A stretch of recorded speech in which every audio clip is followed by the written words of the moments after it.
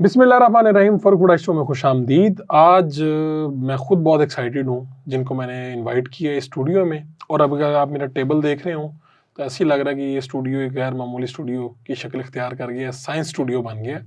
मेरे सामने मौजूद हैं हसान फरीद, जो पिछले 20 साल से तकरीबन पढ़ा रहे हैं और साइंस कम्युनिकेटर हैं। इनका अगर आप नाम ही लिखें तो वही काफ़ी है, यूट्यूब पे जाके आप इनका काम देख सकते हैं। मैंने इनके बारे में ये चीज़ कही थी कि ये पढ़ाते नहीं सिखाते हैं, और पाकिस्तान में सिखाने वाले टीचर बहुत कम हैं। उनमें से ये एक हैं, इनकी वीडियोस वायरल होती रही हैं, अभी भी होती हैं। और जिस लगन से, जिस जुस्तजू को ज़हन में रख के ये पढ़ा रहे होते हैं, वो यहाँ पर नापैद है। हसान फरीद की स्टोरी क्या है, और आज इस पॉडकास्ट को डिफरेंट हमने शक्ल दी है। आज वो माइक नहीं है हमारे पास, लेकिन ये हम आपको एक्टिविटीज़ दिखाएंगे। मैं साइंस से मेरा कोई ताल्लुक नहीं है, लेकिन हर वो इंसान जो इस दुनिया में आया है वो किसी ना किसी तरह साइंस से इंटरेक्ट कर रहा है। तो आम जिंदगी में ये साइंस हमें कितनी हेल्पफुल है, आपके लिए, मेरे लिए कितनी ज़रूरी है, हमारे बच्चों के लिए कितनी ज़रूरी है, ये सारी बातें और इनकी कहानी ज़िंदगी की आज इनसे सुनेंगे। सुनाएं आप, ठीक है? अल्हम्दुलिल्लाह, आप सुनाएं। मैं भी ठीक हूँ। तो आप, मैं आपसे आज हम एक्टिविटीज़ भी करेंगे। जी। सिर्फ पहला सवाल ये कि पहले हम 3 साल पहले मिले, 3 साल पहले हमने इंटरव्यू किया। 4 साल हो गए होंगे इस बात को। और मैंने आपकी वीडियो देखी थी कहीं पे, सोशल मीडिया पे कहीं पे देखी। मैंने आपसे रब्ता किया और आप उस वक्त, मुझे याद है कि इंटरव्यू देना नहीं चाह रहे थे। तो बाकी कहानी आप अपनी जुबान से ही सुनाएं तो ज़्यादा बेहतर है कि वो कैसा था। और अब हम रब्ता तो रहा, लेकिन अब आपके स्टेज पे हैं, और तब क्या थे मामला? वो मुझे याद पड़ता है, कोविड के दिन थे और लॉकडाउन था, सब कुछ बंद था। तो उन दिनों हम लोगों ने एक पंजाब ग्रुप ऑफ कॉलेजेस के प्लेटफॉर्म से एक वेब सीरीज़ बनाई थी, साइंस सेंस के नाम से, जिसमें हम लोगों ने किताबें बंद करवा के सिर्फ जितने भी इक्विपमेंट्स होते हैं, साइंटिफिक टूल्स होते हैं, उनकी मदद से हम लोगों ने पूरी एपिसोड्स रिकॉर्ड करवाई और वो बहुत ज़्यादा वायरल हुई। वो शायद उसी का कोई क्लिप आपने देखा, तो आपने फिर मुझे रब्ता किया। तो मैं उस वक़्त, मैंने उससे पहले कोई इंटरव्यू नहीं दिया था कभी भी। तो एक तो मैं to be very honest nervous था, और दूसरा मुझे ये लग रहा था कि यार मतलब कोई इतना बड़ा भी तीर नहीं मारा कि कोई इंटरव्यू बनता हो बाकायदा। तो इस वजह से मैं जो है ना वो थोड़ा सा अवॉइड कर रहा था।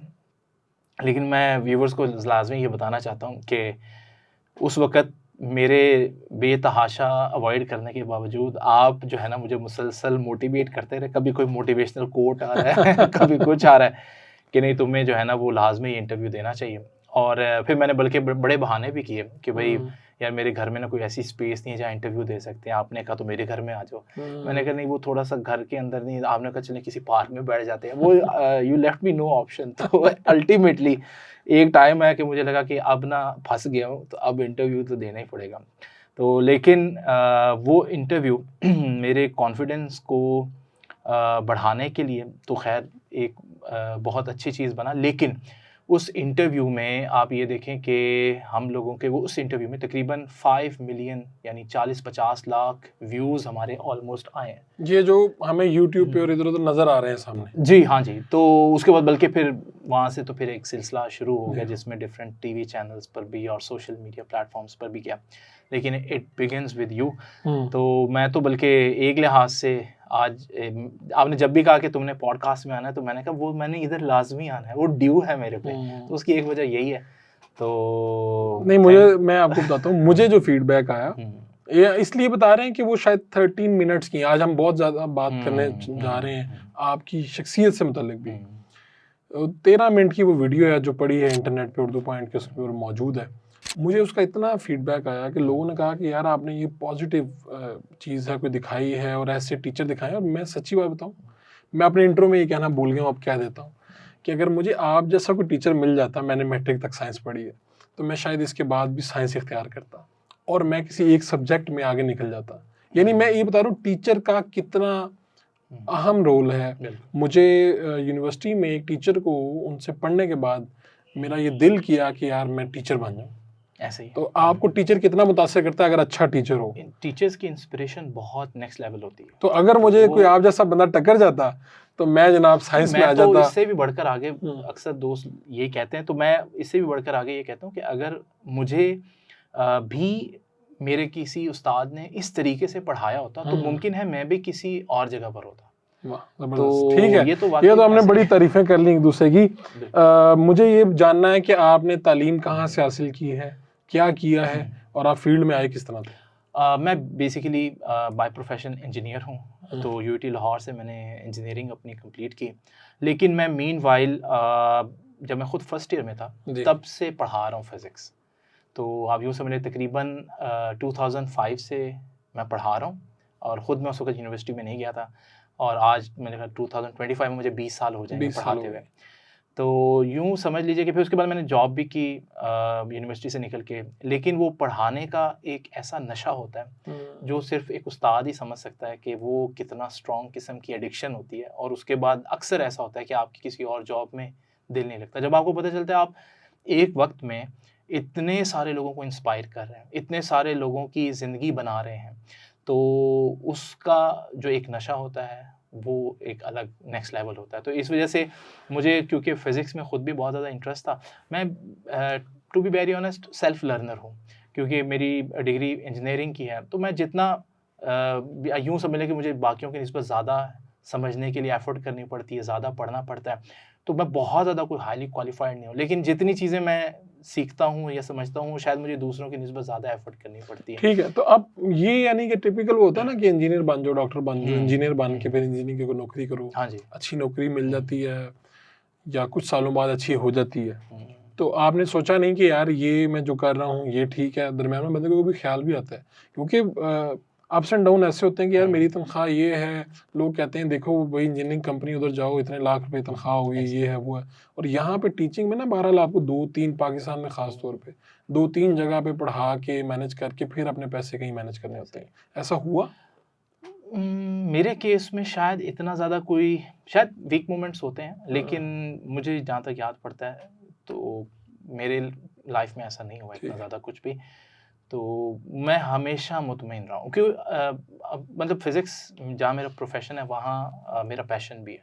और ये बड़ी एक लकी स्टेट होती है कि आपका पैशन आपका प्रोफ़ेशन बन जाए। तो आपको फिर सुबह उठते हुए भी कोई दिक्कत नहीं होती। आपको थोड़े से पैसे कम भी आ रहे हों तो आप बड़ी आसानी से कॉम्प्रोमाइज़ कर जाते हैं, क्योंकि अल्टीमेटली आप अपनी मर्ज़ी का काम कर रहे होते हैं। ठीक, तो ये जो हसान फरीद हमने देखा, लोगों ने वीडियोज़ के ज़रिए देखा, तो आप शुरू में जब पढ़ाना शुरू कर रहे थे तब भी इसी तरह से पढ़ाना शुरू किया या दरमियान में कहीं सोचा कि यार ये क्या है? नहीं, बिल्कुल जैसे सब लोग या हम लोग जिस माशरे में होते हैं पहले उनके नॉर्म्स लेकर चलते हैं। तो जैसे हमने अपने असातिज़ा को देखा, वही व्हाइट बोर्ड और वही मार्कर, और मैंने फिजिक्स भी मैंने ब्लैक बोर्ड से पढ़ी है। मैंने भी ब्लैक बोर्ड और चॉक ये सारी चीज़ें इस्तेमाल की हैं, और ज़ाहिर है अभी भी ऐसे ही इस्तेमाल करते हैं। लेकिन तकरीबन 2015 में मुझे ये आइडिया आया कि मुझे एक्टिविटीज़ के थ्रू पढ़ाना चाहिए। और मुझे ये आइडिया आया बेसिकली इस तरह से कि मैंने ये देखा कि हम टीचर्स नॉर्मली बग़ैर किसी टूल के जब चीज़ों को पढ़ा रहे होते हैं तो हम बहुत एक्स्ट्रा एफ़र्ट कर रहे होते हैं। मैं आपको मिसाल देता हूँ। जैसे आप मिसाल के तौर पर किसी बच्चे को ड्राइविंग सिखाना चाहते हैं विदाउट कार। तो आप सोचें ये कितना इम्पॉसिबल टास्क है। बेटा एक गियर होता है, हाँ जी, ये एक रेस है। आप उसको भी इमेजिनेशन की दुनिया में रखते हो, खुद भी रहते हो। आपके पाँव के नीचे ये होगा, राइट के नीचे, लेफ्ट के नीचे। और सब कुछ कन्वे कर देने के बाद भी एक्चुअली में आप देखें प्रैक्टिकली वो कहाँ स्टैंड करता है? कहीं भी नहीं। गाड़ी का दरवाजा खोल सकता है बस। तो यही प्रॉब्लम यहाँ पर भी है। और हमारे यहाँ यही होता है कि यूनिवर्सिटी से स्टूडेंट्स ग्रेजुएट भी हो जाते हैं और उसके बाद फील्ड में पहुँचते हैं तो उनको पता लगता है कि एक्चुअली में जो कुछ वो पढ़ के आ रहे हैं वो सारा इररिलेवेंट है, या फिर वो प्रैक्टिकली उनको उस तरह से सिखाई नहीं गई चीज़ें। तो यही अब इसमें यही है बेसिकली कि एक्टिविटीज़ के थ्रू, जो कि एक सीखने का यानी कि कोई नया तरीका नहीं, असल में यही फितरी और कुदरती तरीका है। आप देखें बच्चा कोई भी चीज़ सीखता है तो आप देखें वो कहीं ना कहीं एक्टिविटी करता है, तजुर्बा करता है। पानी गर्म है, मेरा हाथ जलाएगा। एग्जैक्टली। तो आप एक्टिविटीज के बगैर सिखाना ये एक गैर फितरी तरीका है जो कहीं भी नहीं होता और जो हमारे यहाँ चल रहा है। ठीक है, ये साइंस कम्युनिकेटर हैं आप, मैं जानना चाह रहा हूँ ये क्या होता है भाई साइंस कम्युनिकेटर? हाँ, साइंस कम्युनिकेटर अगर मैं आसान अल्फाज में बोलूँ तो साइंस कम्युनिकेटर माशरे में जो साइंसी फ़िक्र है, साइंसी उलूम है, साइंसी रवैया है, उसकी तरवीज के लिए काम कर रहा होता है। ठीक है। तो वो साइंस को कम्युनिकेट कर रहा होता है, एक साइंस जो अपनी लैंग्वेज में कदरे मुश्किल है, लेकिन वो थोड़ा सा नीचे आकर सोसाइटी की ज़ुबान में जैसे सोसाइटी उसको अंडरस्टैंड कर सकती है। कह लूं मैं कि साइंस की तबलीग करने वाला मोबाइल एग्जैक्टली है। हाँ जी, ऐसे ही जरा आसान हो जाएगा हाँ मजीद। जी, ऐसे तो वो खास तौर पर साइंस के वो पहलू जो आम जिंदगी में मुश्किल होने की वजह से नज़रअंदाज हो जाते हैं जी, ठीक है, और हम उन पर गौर नहीं कर रहे होते हैं और हमारे इर्द गिर्द होते हैं। साइंस कम्युनिकेटर की कोशिश ये होती है कि वो वहीं से उसको साइंस का वो पहलू निकाल कर दिखाए कि यार देखो ये तुम्हारे किचन में हमेशा से मौजूद था या तुम्हारे घर में मौजूद फलां चीज़ में हमेशा से मौजूद था, वो उसमें साइंस ही थी, ताकि उसको साइंस से अजनबियत होने की बजाय उसको साइंस अपनी अपनी लगे, उसको लगे कि यार ये तो मैं कितने अरसे से इस्तेमाल करूं, बस बेखबर था। यानी मैं उसकी एक बड़ी मज़े की आपको मिसाल देता हूँ। जैसे ये हमारे पास एक सिंपल सा सेटअप है, ठीक है, और मैं इस डिस्क को इसके ऊपर ऐसे जैसे कॉइन को फ्लिप करते हैं जी, वैसे फ्लिप करता हूँ। अब नॉर्मली जब हम किसी चीज़ को फ्लिप करते हैं, यहाँ पर भी मैं किसी चीज़ को फ्लिप करूंगा, वो थोड़ी देर बाद आकर रुक जाएगी। जी बिल्कुल रुक जाएगी, लेकिन आप देख रहे हैं कि ये चलती जा रही है। कब तक चलेगी? अब आपके जहन में क्या आता है कि इसके नीचे क्या ऐसी चीज़ होती है जो इसको मुसलसल चलाई जा रही है? वो कौन सी फोर्स इसके अंदर हो सकती है जो इसको मुसलसल चला रही है? अभी भी नहीं रुक रहा। क्या चक्कर क्या है कि मोटर लग गई लगता है इसके नीचे? क्या कैसे ये क्या लग सकता है आपको? क्या होगा इसके नीचे? कुछ अंदाजा नहीं। मैं बच्चों से पूछता हूँ, वो नॉर्मली आंसर देते हैं इसके नीचे शायद कोई मैग्नेट है, शायद इलेक्ट्रिसिटी है। ठीक है, तो ये तकरीबन 2 मिनट भी चलता जाएगा। हालांकि आपने अच्छा, ऐसे दिखने पर भी ऐसा लग रहा है कि यार there has to be something जो कुछ है, कुछ नीचे मोटर है जैसे कुछ चला रही है। एग्जैक्टली। वाह। ठीक है, अब मजे की बात ये है कि ये जो इतनी देर चला है, अगर मैं किसी से पूछूं ये कौन सी फोर्स है जो इसको मुसलसल चला रही थी जी, तो इसका आंसर है कोई फोर्स नहीं थी। अच्छा, ये इसका एक्चुअल आंसर? हम उस कायनात में रहते हैं जिसके अंदर रुके रहना जिस तरह से एक नेचुरल स्टेट है जी, चलते रहना भी उसी तरह से नेचुरल स्टेट है। ठीक है, यानी जब कोई चीज रुकी हुई हो और रुकी रहे तो हमें हैरत नहीं ना होती जी। यानी क्यों? क्योंकि हम उसको एक नेचुरल स्टेट मानते हैं। इसी तरह जब कोई चीज चल रही हो और स्ट्रेट लाइन में चलती रहे या घूम रही हो और घूमती रहे, ये भी बिल्कुल वैसे ही फितरी हालत है उसकी, रुके रहने की तरह। ओके, ठीक। अब हमें इससे अजनबियत क्यों महसूस होती है? क्योंकि हम उस दुनिया में रह रहे हैं जहाँ रगड़ है, फ्रिक्शन है। इसलिए मैं जब किसी चीज़ को रोटेट करता हूँ, जैसे यहाँ पर इस माचिस की डिब्बी को फौरन रुक गई, बिल्कुल यही मैं खला में करता जहाँ रगड़ नहीं होती, तो ये हमेशा के लिए चलती रहती है अनटिल अनलेस मैं आकर इसको दोबारा से ना रोकता या कोई और चीज़ ना। तो चलते रहना या घूमते रहना एक फितरी हालत है, नेचुरल स्टेट है। इसे अब टेक्निकल लैंग्वेज में आकर अगर आपके सामने बोलता कि a body at rest will remain at rest and a body will in motion will continue its motion until unless an external force acts upon it, तो आपने कहना था भाई किसी और पॉडकास्ट में जाओ। लेकिन जैसे ही आपको मैंने करके दिखाया, इतनी मुश्किल सी स्टेटमेंट भी अब मेरे लिए बड़ी आसान सी लगने लगी।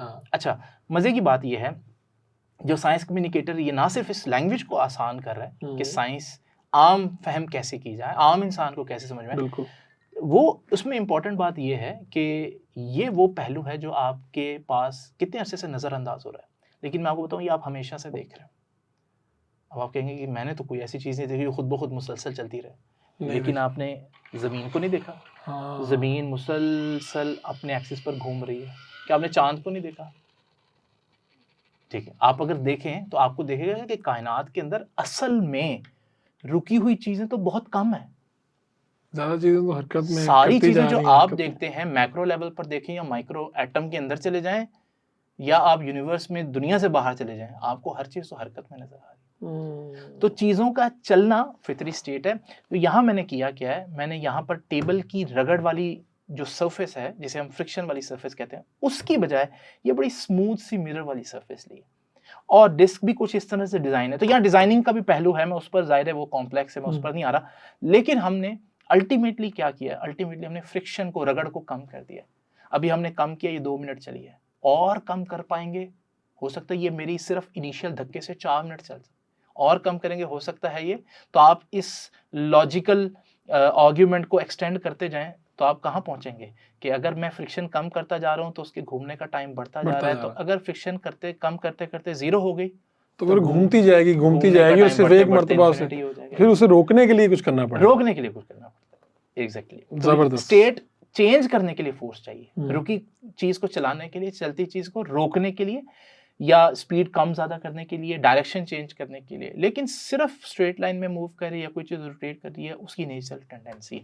तो ये साइंस कम्युनिकेटर का ये काम है करने वाला। एक यार ये हमें मिला नहीं है साइंस कम्युनिकेटर। मतलब अगर आप बताएं, आप हमारे सामने बैठे हैं, होंगे बहुत से लोग, बिल्कुल काम भी कर रहे होंगे, क्या उन्होंने इस मीडियम वगैरह का इस्तेमाल नहीं किया, सोशल मीडिया वगैरह का, या वो अपने ही जगहों पर हैं कहीं पे, आम लोगों को पता नहीं है?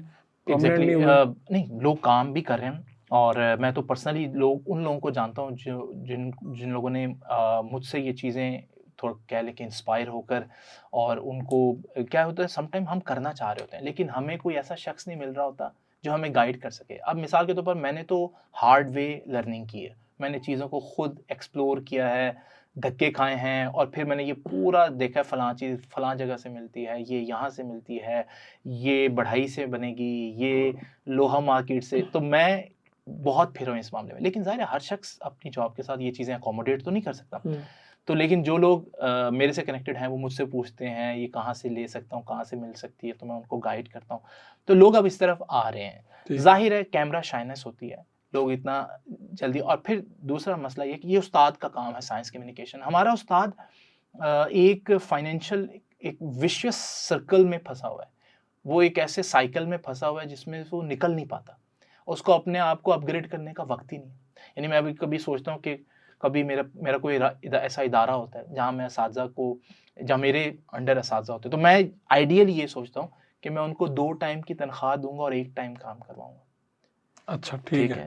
ताकि दूसरे टाइम की तनख्वाह होगी, उसका उनसे पूछगछ भी होगी, लेकिन वो टाइम उनसे पूछगछ ये होगी कि आपने कल की क्लास के लिए क्या कुछ रेडी किया।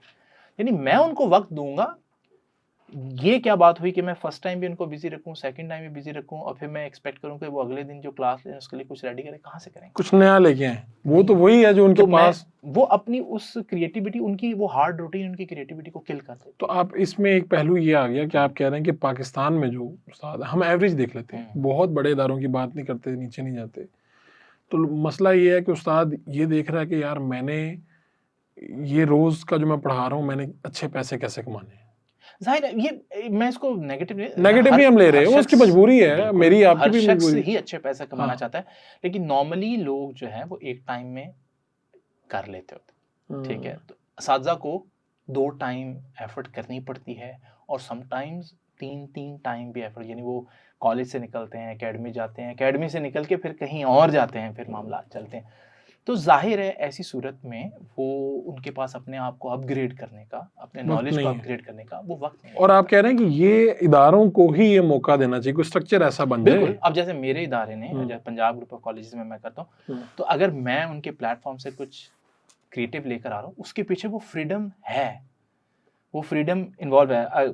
मुझे आने जाने की फ्रीडम होगी, मुझे फाइनेंशियल फ्रीडम होगी, मुझे बजट मिलेगा, तो ही ये चीज़ें आ पाएंगी। तो इस वजह से वो फ्रीडम जब आएगी तो खुद ब खुद अच्छा काम होने लगता है। आप कह रहे हैं टीचर के, हमारे यहाँ टीचर का पोटेंशियल मौजूद है। बिल्कुल ठीक है, अगर आप उसे थोड़ा सा फ्रीडम दें, इन चीजों में से निकालने कुछ ना कुछ परफॉर्मेंस। फ्रीडम एक पहलू है, उसको जाहिर है उसके टैलेंट को पॉलिश करना है, ये कोई एक चीज़ नहीं है। उसको सोशल मीडिया की अवेयरनेस देना है, फिर प्रोडक्शन कैसे होती है ये करना, ये सारी चीज़ें। और बहुत से लोग काम कर रहे हैं। अब हमारे बड़े बड़े इदारे हैं, ख्वारिज़मी साइंस सोसाइटी है, वो पूरा साइंस मेला करवाती है। ठीक है, तो इदारे भी हैं, लोग भी हैं, लेकिन क्योंकि लोग सोशल मीडिया ज़्यादा देखते हैं, सोशल मीडिया पे मैं ज़रा ज़्यादा इन हूँ, तो इसलिए ऐसा फील होता है कि शायद और कोई काम नहीं कर रहे, बहुत लोग काम कर रहे हैं, बड़ा ज़बरदस्त, बहुत अच्छा काम कर रहे हैं। अच्छा ये बताएं कि जब आपने इसी तरह हमारे किसी निशिस्त में, जब ये इंटरव्यू में कुछ चीज़ आपने लोगों को बताई कि भाई ये कोई ये है, साइंस का आम जिंदगी से कितना ताल्लुक़ है, तो लोगों का फीडबैक आप क्या देखते हैं? यानी एक तो ये है कि आपको तहसीन की निगाह से देखते हैं कि भाई बड़ा अच्छा काम कर रहे हैं, उसके अलावा यानी आपको खुद क्या फील आता है कि हमारी सोसाइटी में लोग साइंस की तरफ आना चाहते हैं, या आप समझते हैं कि अभी हम किसी पहले स्टेप पे है कि हमें आगाही नहीं है, इसका पता ही नहीं है कि कितनी बड़ी चीज़ है ये? देखिए इसमें ना जाहिर है दोनों किस्म की ऑडियंस है। वो भी है जिनको साइंस से कोई लेना देना नहीं है, या वो साइंस को एक ख़ास पैराडाइम में देखती है, और वो भी हैं जो बिल्कुल साइंस के लिए बड़ी कुर्बानी तक देते हैं, यानी फाइनेंशियल सेक्रीफाइस करेंगे और बहुत से वो काम करते हैं। तो दोनों तरह के लोग मौजूद हैं, दोनों तरह के लोगों को मैं जानता हूँ।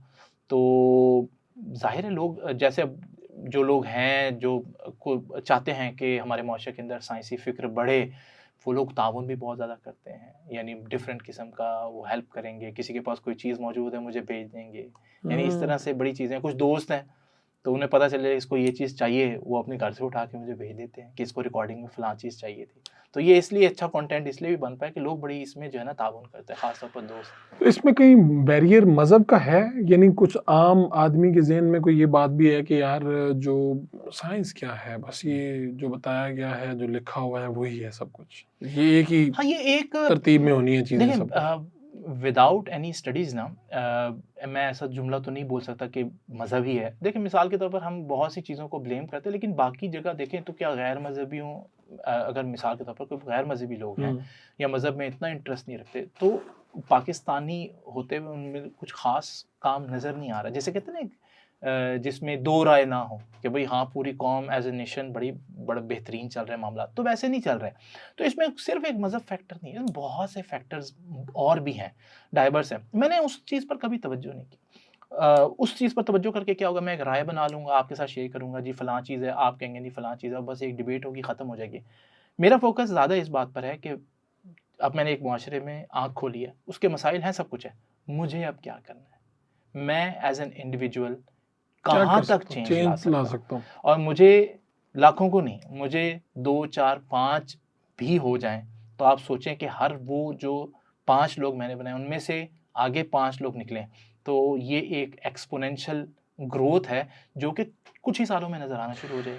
ये जब हम न्यूटन लॉ और वो वाक़या बड़ा मशहूर, सेब का गिरना और चीज़ें, वो सब मामला सभी को पता होगा, जिसने भी मैट्रिक किया है यहाँ पे, तो ये वैसे ना भी किया हो तो ये आपसे। मैं कभी-कभी मैं सोचता था जब यानी हम खुद मैट्रिक वगैरह में थे, तो यार ये क्या है, इसके कवानीन बन गए हैं, ये इतनी डेप्थ में कभी गए नहीं, इस तरह से देखा नहीं। ये इनके कवानीन, यार ये ऐसी हैं बातें।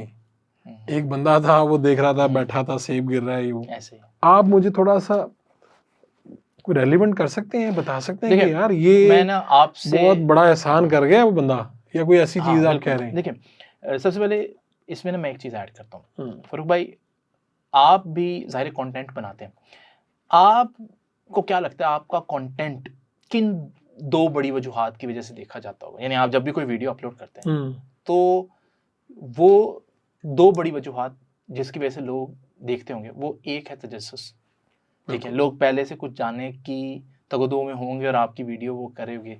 क्यूरियोसिटी एक बड़ा फैक्टर होता है लर्निंग के लिए, ठीक है।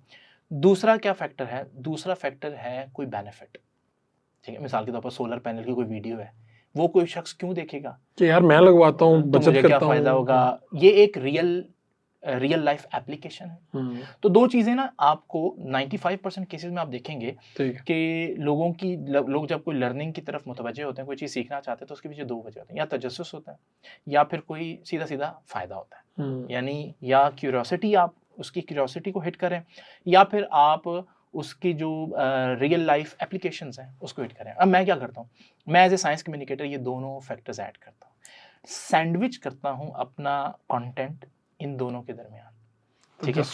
तजस्सुस को जगाते हैं पहले कि बच्चा उस स्टेट में आए जहां वो खुद चीज को जानने के लिए तैयार हो जाए, बजाय मेरे कहने से, मेरे गुस्से से देखने पर या मेरे किसी और डंडा पकड़ने पर वो मुतवज्जे हो, वो मेरे किसी एक्ट की वजह से तजस्सुस में ही मुतवज्जा हो जाए।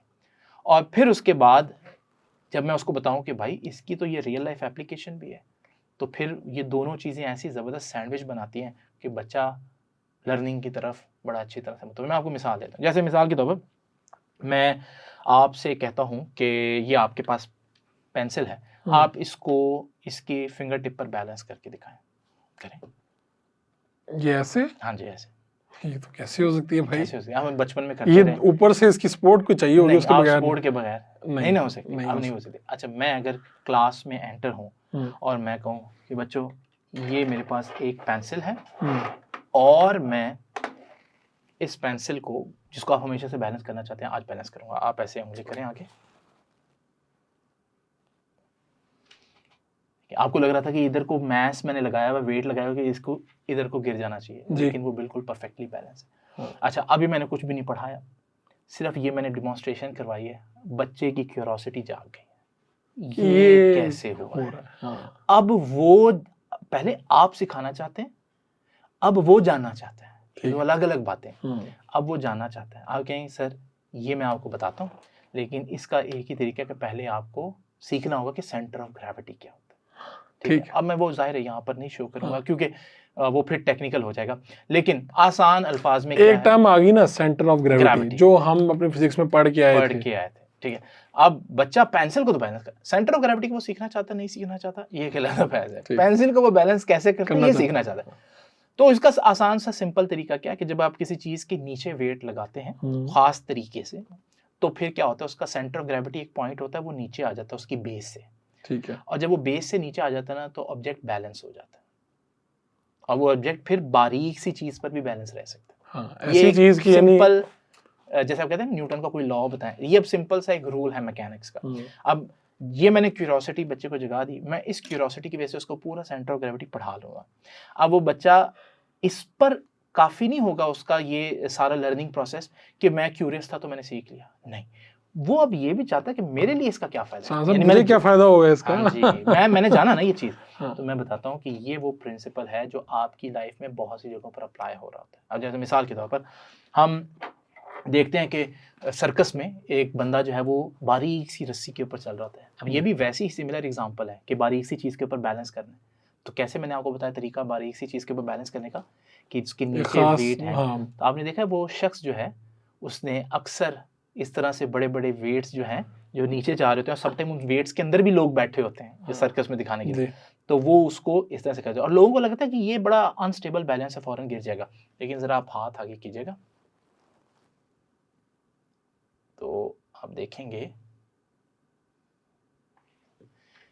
ठीक है, तो ये अगर मैं इसको थोड़ा सा छेड़ भी दूं ये वापस आ जाता है, यानी लोग समझते हैं कि ये थोड़ा बैलेंस होकर दोबारा दरमियान में आ जाता है। एग्जैक्टली, यानी इस एक शख्स का खड़े होना ही इतनी बारीक चीज पे मौजूद है, और उसके बाद उसने वजन भी हो, लेकिन हमें लगता है ज्यादा वजन से अनस्टेबिलिटी आती है, लेकिन आप देखें वजन सही तरीके से लगाया हो तो वही उसको स्टेबल बना रहा है, और वो इतना स्टेबल बना रहा है कि उसको आप छेड़ते हैं तो वापस चला जाता है। ठीक है, ठीक है। अच्छा, यानी आप सोचें कि वो बच्चा मुझसे पूछता है कि सर इसका क्या फायदा है, आप सर्कस में उस बंदे से पूछें कि उसकी रोजगार किस चीज से जुड़ा हुआ है, तो वो आपको बताएगा सेंटर ऑफ ग्रेविटी से। यानी सेंटर ऑफ ग्रेविटी का ये नॉलेज जो है, और ये सिर्फ एक यूं कहना आम फहम मिसाल है, वरना आपकी जितने भी स्ट्रक्चर, जितनी भी आप बिल्डिंग में बैठे हैं, ये जो भी मामला हैं, वहाँ सब के सब सेंटर ऑफ ग्रेविटी। इसी के अलावा हम बहुत से मजे के टॉयज भी बना सकते हैं, ये भी बिल्कुल ऐसा ही है, इसकी बारीक सी चोंच है, लेकिन मैं इसको इसकी चोंच पर खड़ा करना चाहता हूँ, तो आप देखिए जरा, देखिए खड़ा करना,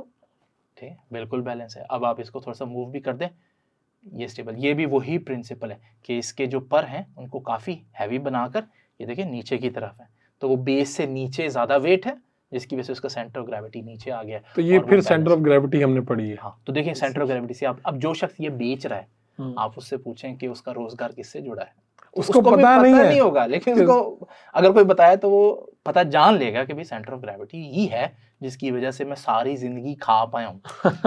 तो आप सोचिए, तो जैसे ही किसी भी शख्स को ये पता चलता है कि यार ये साइंटिफिक कॉन्सेप्ट जो है ये किताबों में नहीं, ये तो मेरी रियल लाइफ में है और मैं यूज भी कर रहा हूँ, तो फिर वो लर्निंग प्रोसेस, दो चीजें हैं, क्यूरियोसिटी, प्रैक्टिकल एप्लीकेशन। और मैंने जितना भी कंटेंट बनाया यही दो चीज़, आप पूरा कंटेंट उठाकर देख लें, इन्हीं दो चीज़ों को हम बीच में ऐड करते हैं और क्यूरियोसिटी जगाते हैं और साथ उसको बताते हैं कि ये कहाँ कहाँ तुम्हारी जिंदगी में है। जबरदस्त। ये बताएं कि जब आप अपनी क्लास वगैरह, लेक्चर वगैरह, अब तो क्लास लेक्चर में क्या माहौल होता है, यानी एक तो आप ये बता रहे हैं, इससे पहले कि लोग या बच्चे जो हैं वो कितने एक्साइटेड होते हैं, या ऐसे भी होता है कि आपके कोलीग्स कहेंगे जनाब हसान सब सारा क्राउड इस तरफ जा रहा है, ये क्या कर रहे हैं आप लोग, कोई इस तरह की चीज थोड़ी बहुत हुई है? ज्यादातर लोग ना सपोर्ट ही करते हैं। अच्छा, ठीक है, मैं अब ऐसे कहूँ कि वो जो होता है ना कि अब टीवी पे आने का चांस मिल गया तो मैं जरा रो धो लूँ, तो वो नहीं है।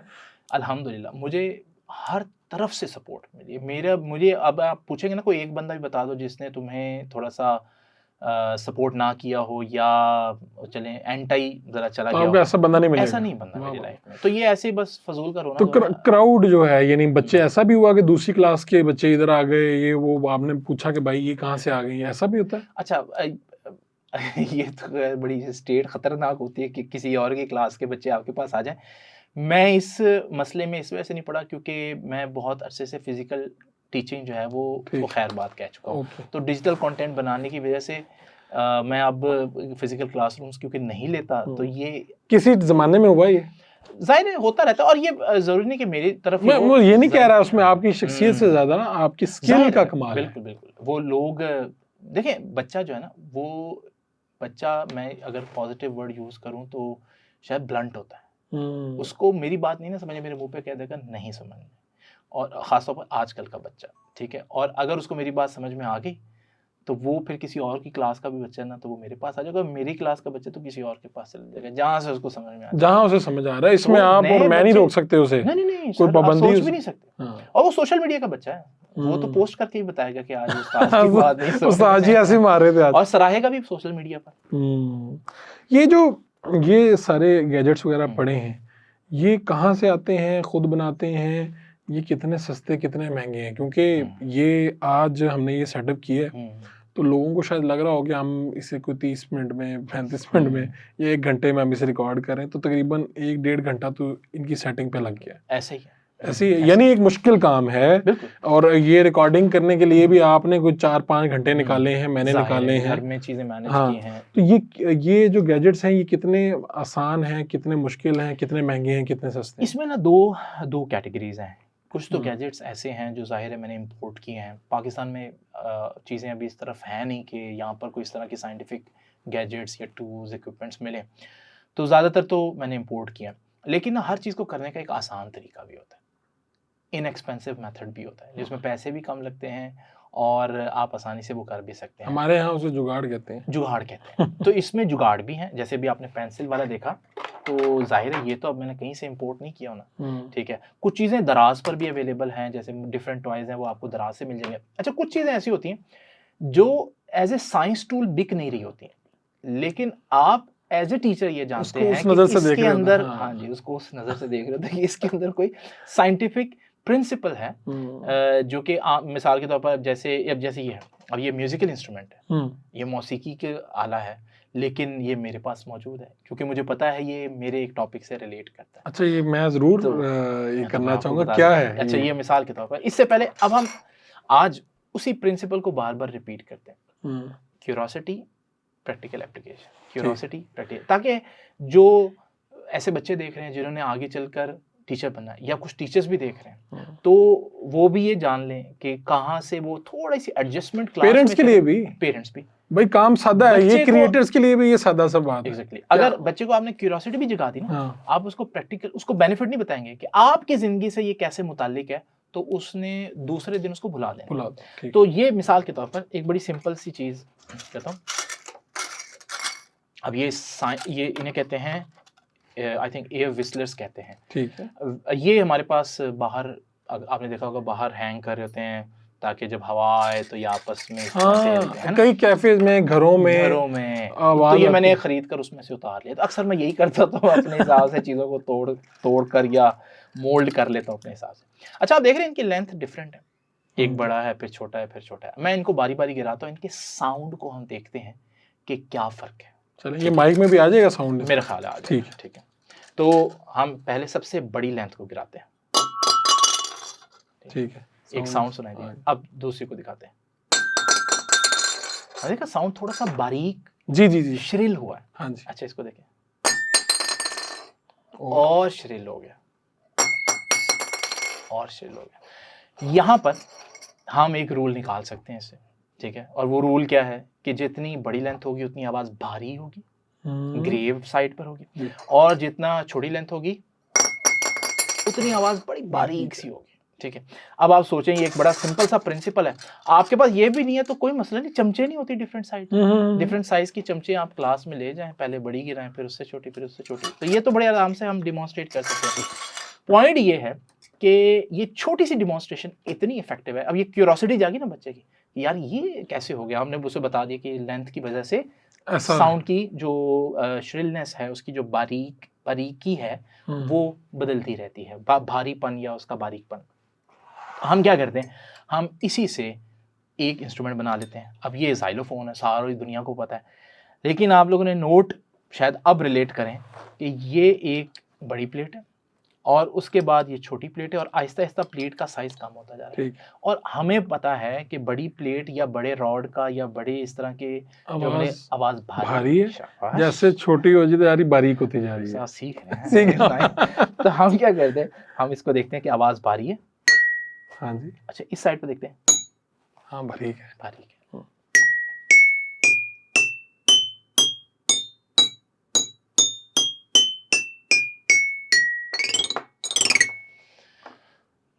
तो देखिए, एक सिंपल सा प्रिंसिपल है और उससे आपके म्यूजिकल इंस्ट्रूमेंट्स हैं। और ये नहीं, बल्कि इसको देखिए, आप देखें, ये ऑर्गन पाइप्स हैं, इनमें आप एयर ब्लो करेंगे तो आवाज आएगी, लेकिन प्रिंसिपल वही है, लेंथ सबकी एक जैसे नहीं। हाँ, लेंथ छोटी होती जा रही है। तो आप जरा ट्राई करें, देखें पहले, बल्कि हमें बताएं, व्यूअर्स को बताएं कि किसकी आवाज भारी होगी, किस पाइप की, किसकी भारी होगी। तो ये लेंथ के हिसाब से तो यही है ज्यादा, और उसकी बारीक होगी। तो जरा चेक करते हैं। सही कर रहा हूँ? बिल्कुल सही। अच्छा, अब इसको चेक करें। आप नहीं, एंड से एंड तक जाएं। अच्छा, हाँ, चलें, ताकि ग्रेजुअल फील करें। वाह,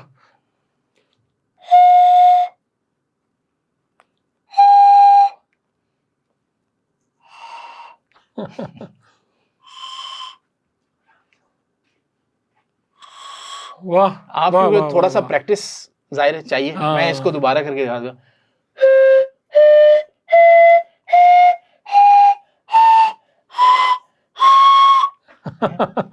तो वही फ्रीक्वेंसी का लेंथ के साथ आपके जितने म्यूजिकल इंस्ट्रूमेंट्स हैं, आप उनको अब जाकर नोट कीजिएगा, तो आपको पता चलेगा कि हर एक में आप बेसिकली लेंथ को चेंज कर रहे होते हैं नॉर्मली, और उससे फ्रीक्वेंसी चेंज होती है और उससे आवाज बारीक या भारी होती है। और सारे म्यूजिकल इंस्ट्रूमेंट से सारा म्यूजिक इसी असूल पर बनता है। क्या बात है यार। तो क्यूरियोसिटी जगाई किसी डेमोन्स्ट्रेशन से, और उसके बाद फिर हम लोगों ने अमली जिंदगी बताया कि ये सिर्फ क्यूरियोसिटी नहीं है, ये तो आपकी जिंदगी में हर जगह पर इस्तेमाल हो रहा है।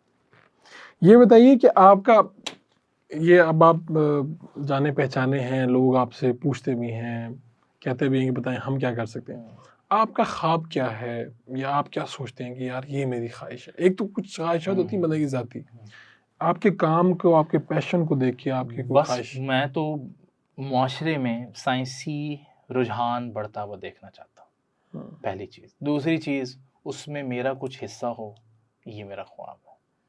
तो बहुत देख लिया हम लोगों ने वेस्ट की तरफ, हमेशा उनकी एग्जांपल्स देना।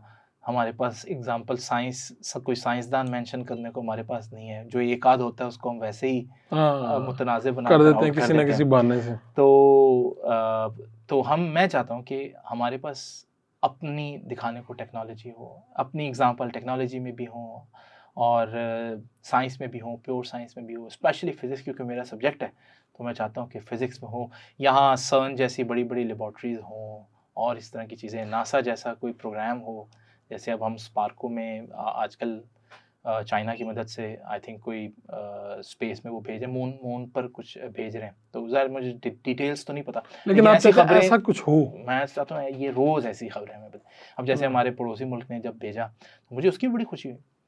ठीक है, तो मैं तो इसी नज़र से, क्योंकि साइंस की कोई बाउंड्री नहीं होती। लेकिन ये है कि हमें एक दफ़ा देखें, खुशी होती है बंदे को, आपको ही, आप चूँकि बड़े दिल वाले, हमें तो एक दफ़ा चुप लग गई।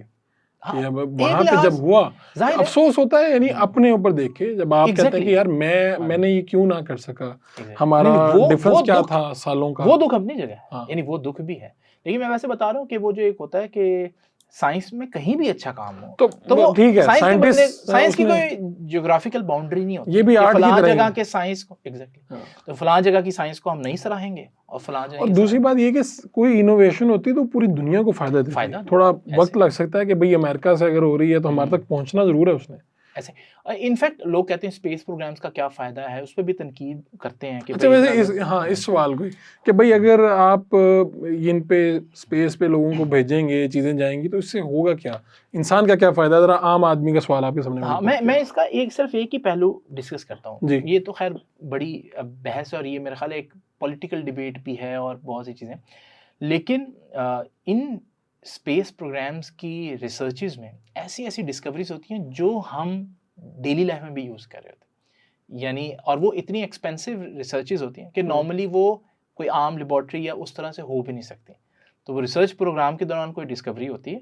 अब शायद मैं बिल्कुल मिसाल ना दे सकूं क्योंकि उसके लिए ज़ाहिर मैं प्रिपेयर नहीं हूँ, लेकिन वो डिस्कवरीज जो हैं या वो इन्वेंशंस जो हैं वो फिर हमें बेतहाशा फ़ायदा। तो आप कह रहे हैं कि मंजिल से ज़्यादा रास्ते में कुछ चीज़ें आप ऐसी दरियाफ्त कर लेते हैं जो आपके उससे भी बड़ा फायदा आपका कर देती हैं। ठीक, और आम आदमी को लग रहा था यार अब पहुंच गया, भाई बंदा पहुंच गया, कर लेगा। देखिए हम स्टैट्स को उस तरह से भी नहीं ना देखते। हम नॉर्मली देखते हैं अच्छा जी इतने बिलियन डॉलर्स हैं, यानी अब मिसाल के तौर पर 1 अरब रुपए इधर कर देते तो उसकी वजह सारी दुनिया में इतने गरीब हैं, लेकिन अब 8 अरब तो लोग हैं तो आप अगर 1 अरब रुपया 8 अरब लोगों में तकसीम तो किसकी क्वालिटी ऑफ लाइफ इतनी इंप्रूव होगी।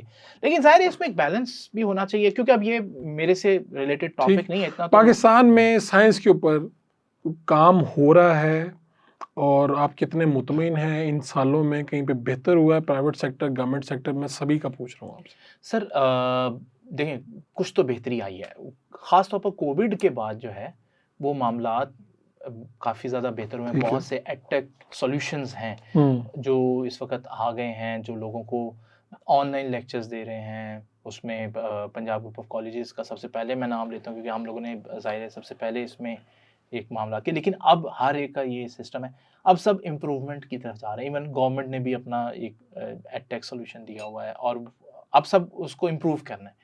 अब ये है कि बेहतर करनी है, टीचिंग मेथोडोलॉजी बेहतर करनी है। आज ये ऐसा नहीं है कि आप एक चीज़ को इम्प्रूव कर दें। अक्सर में ऐसे लोग कहते हैं अगर हम ये कर दें तो क्या इससे हल हो जाएगा। मैंने कहा भाई ये ना ऐसी क्या कहते हैं उलझी हुई वो डोरी नहीं होती जो एक तरफ से खोलने लगे दूसरी तरफ से फंस जाती है। तो हमारा एजुकेशन सिस्टम ऐसे है। आप मिसाल के तौर पर लोग कहते हैं अगर हमें ये चीज़ें मिल जाएँ तो हम तो भी ऐसे पढ़ा लें। तो मैं कहता हूँ कि भाई ये चीज़ें आप सबको दे दें तो भी आप नहीं कर पाएंगे। क्यों? क्योंकि आपका जो एजुकेशन सिस्टम है, आपका जो लेंथी सिलेबस है वो आपको अलाउ नहीं करता कि आप क्लास के अंदर ये यूज़ कर सकें। आप ये यूज़ करेंगे तो 3 साल में आपका सिलेबस कंप्लीट होगा, 1 साल का कर लेंगे, तो ये नहीं हो सकता। तो आपको किताबें पढ़ानी है, ये भी एक बर्डन है। उस हिसाब से बनानी है कि असातिज़ा को वो वक्त मिले, प्रैक्टिकल और थ्योरी को आप साथ में मिला सकें। और हमारे यहाँ नॉर्मली क्या है कि प्रैक्टिकल्स की अलग क्लासेस होती हैं। ये मुझे बिल्कुल पसंद नहीं है। आप वेस्ट में देखें, वहाँ पर क्या होता है कि एक टीचर अपनी नॉर्मल क्लास में जिस वक्त वो थ्योरी पढ़ रहा है उसको साथ प्रैक्टिकल बता रहा है, वो सबसे ज़्यादा बेनिफिशियल है। तो हमें इस तरफ अप्रोच लेकर आना चाहिए। और नॉर्मली क्या होता है, हम बोर्ड के पेपर दे रहे थे तब हम प्रैक्टिकल करते हैं। आप सोचें वो प्रैक्टिकल को कितना ही इंपॉर्टेंट लेंगे और उससे आपके पूरे कि मुझे नहीं पता अभी खत्म हो गए हैं, चल रहे हैं। ये जो 30 नंबर का प्रैक्टिकल होता था ना, हाँ जी, वो ये सरासर सिफारिश पे देखिए। एक बात, दूसरी बात ये भी हुआ कि खुद मुझे, यानी जब मैं मैट्रिक का स्टूडेंट था तो हमने अब वो देने गए हैं तो बाज़ दफ़ा जिन प्राइवेट स्कूल्स में लैब्स में वो आपके प्रैक्टिकल्स हो रहे होते हैं वहाँ पे वो सामान ही मौजूद नहीं होता। यानी अगर किसी ने प्रैक्टिकल आपका देख के आपको नंबर देने हैं, तो मैंने देखा कि हर बंदा सिफारिश ढूंढ रहा था। टेक्निकली देखे तो हमारा प्रैक्टिकल भी थ्योरी है। हाँ, उसमें प्रैक्टिकल वो भी जुबानी बातें पूछ रहे होते थे और उसी के ऊपर वो आपको 30 नंबर दे रहे होते थे। बिल्कुल। तो एक अच्छी बात आपने की कि यार ये समझ में नहीं आता कि प्रैक्टिकल के लिए अलग क्या होती है। यानी आपने जो पढ़ाना है वही अलग लेना है, आप कर लें। लेकिन क्लास लैब में क्लास जो है ना, आपकी क्लास नॉर्मल क्लास जो मैं एक चीज न्यूटन्स लॉ पढ़ा रहा हूँ, अगर मैंने उस वक्त कोई डेमोंस्ट्रेशन नहीं कराई तो फिर बच्चे को क्या पता ये रह जाती है बच्चे के लिए। उसके लिए तो न्यूटन एक अजनबी है। हाँ, आपने कोई बाद में असेसमेंट करवानी है, चले आप उसकी में कोई सेग्रीगेशन कर सकते हैं कि भाई ये वाले क्लास में होने वाले नहीं है, इनको हम प्रैक्टिकल लैब में अलहदा रखेंगे, लेकिन फलां चीज़ें जो है वो तो क्लास के अंदर डेमोंस्ट्रेट हो सकती हैं, तो हम उसको। अच्छा, अब ये तो एक रियलिटी है कि पाकिस्तान से ज़्यादा दुनिया भर में साइंस IT इसको लोग प्रेफर करते हैं। और प्रेफर इस तरह कह रहा हूँ कि यानी गवर्नमेंट सिस्टम उसको कहते हैं कि भाई ये है। आपको भी ऐसा हुआ कि ये सामने आप आए हैं, कोई अपॉर्चुनिटी आई हो, कोई चीज़ें आई हो कि भाई आप इस तरफ आप बंद, क्योंकि यहाँ पे मैंने देखा है जैसे ही कोई टैलेंट सामने आता है तो यहाँ बाहर होता है। ठीक है, अपॉर्चुनिटीज़ फॉर कोई आती रहती हैं, बाहर जाने की भी अपॉर्चुनिटीज़ आती हैं, लेकिन बस वो हमारे जैसे जो लोग होते हैं ना, थोड़े से कंट्री को सर्व करने की जो एक विजन रखते होते हैं, बस वो फिर बेचारे इधर ही रहते हैं।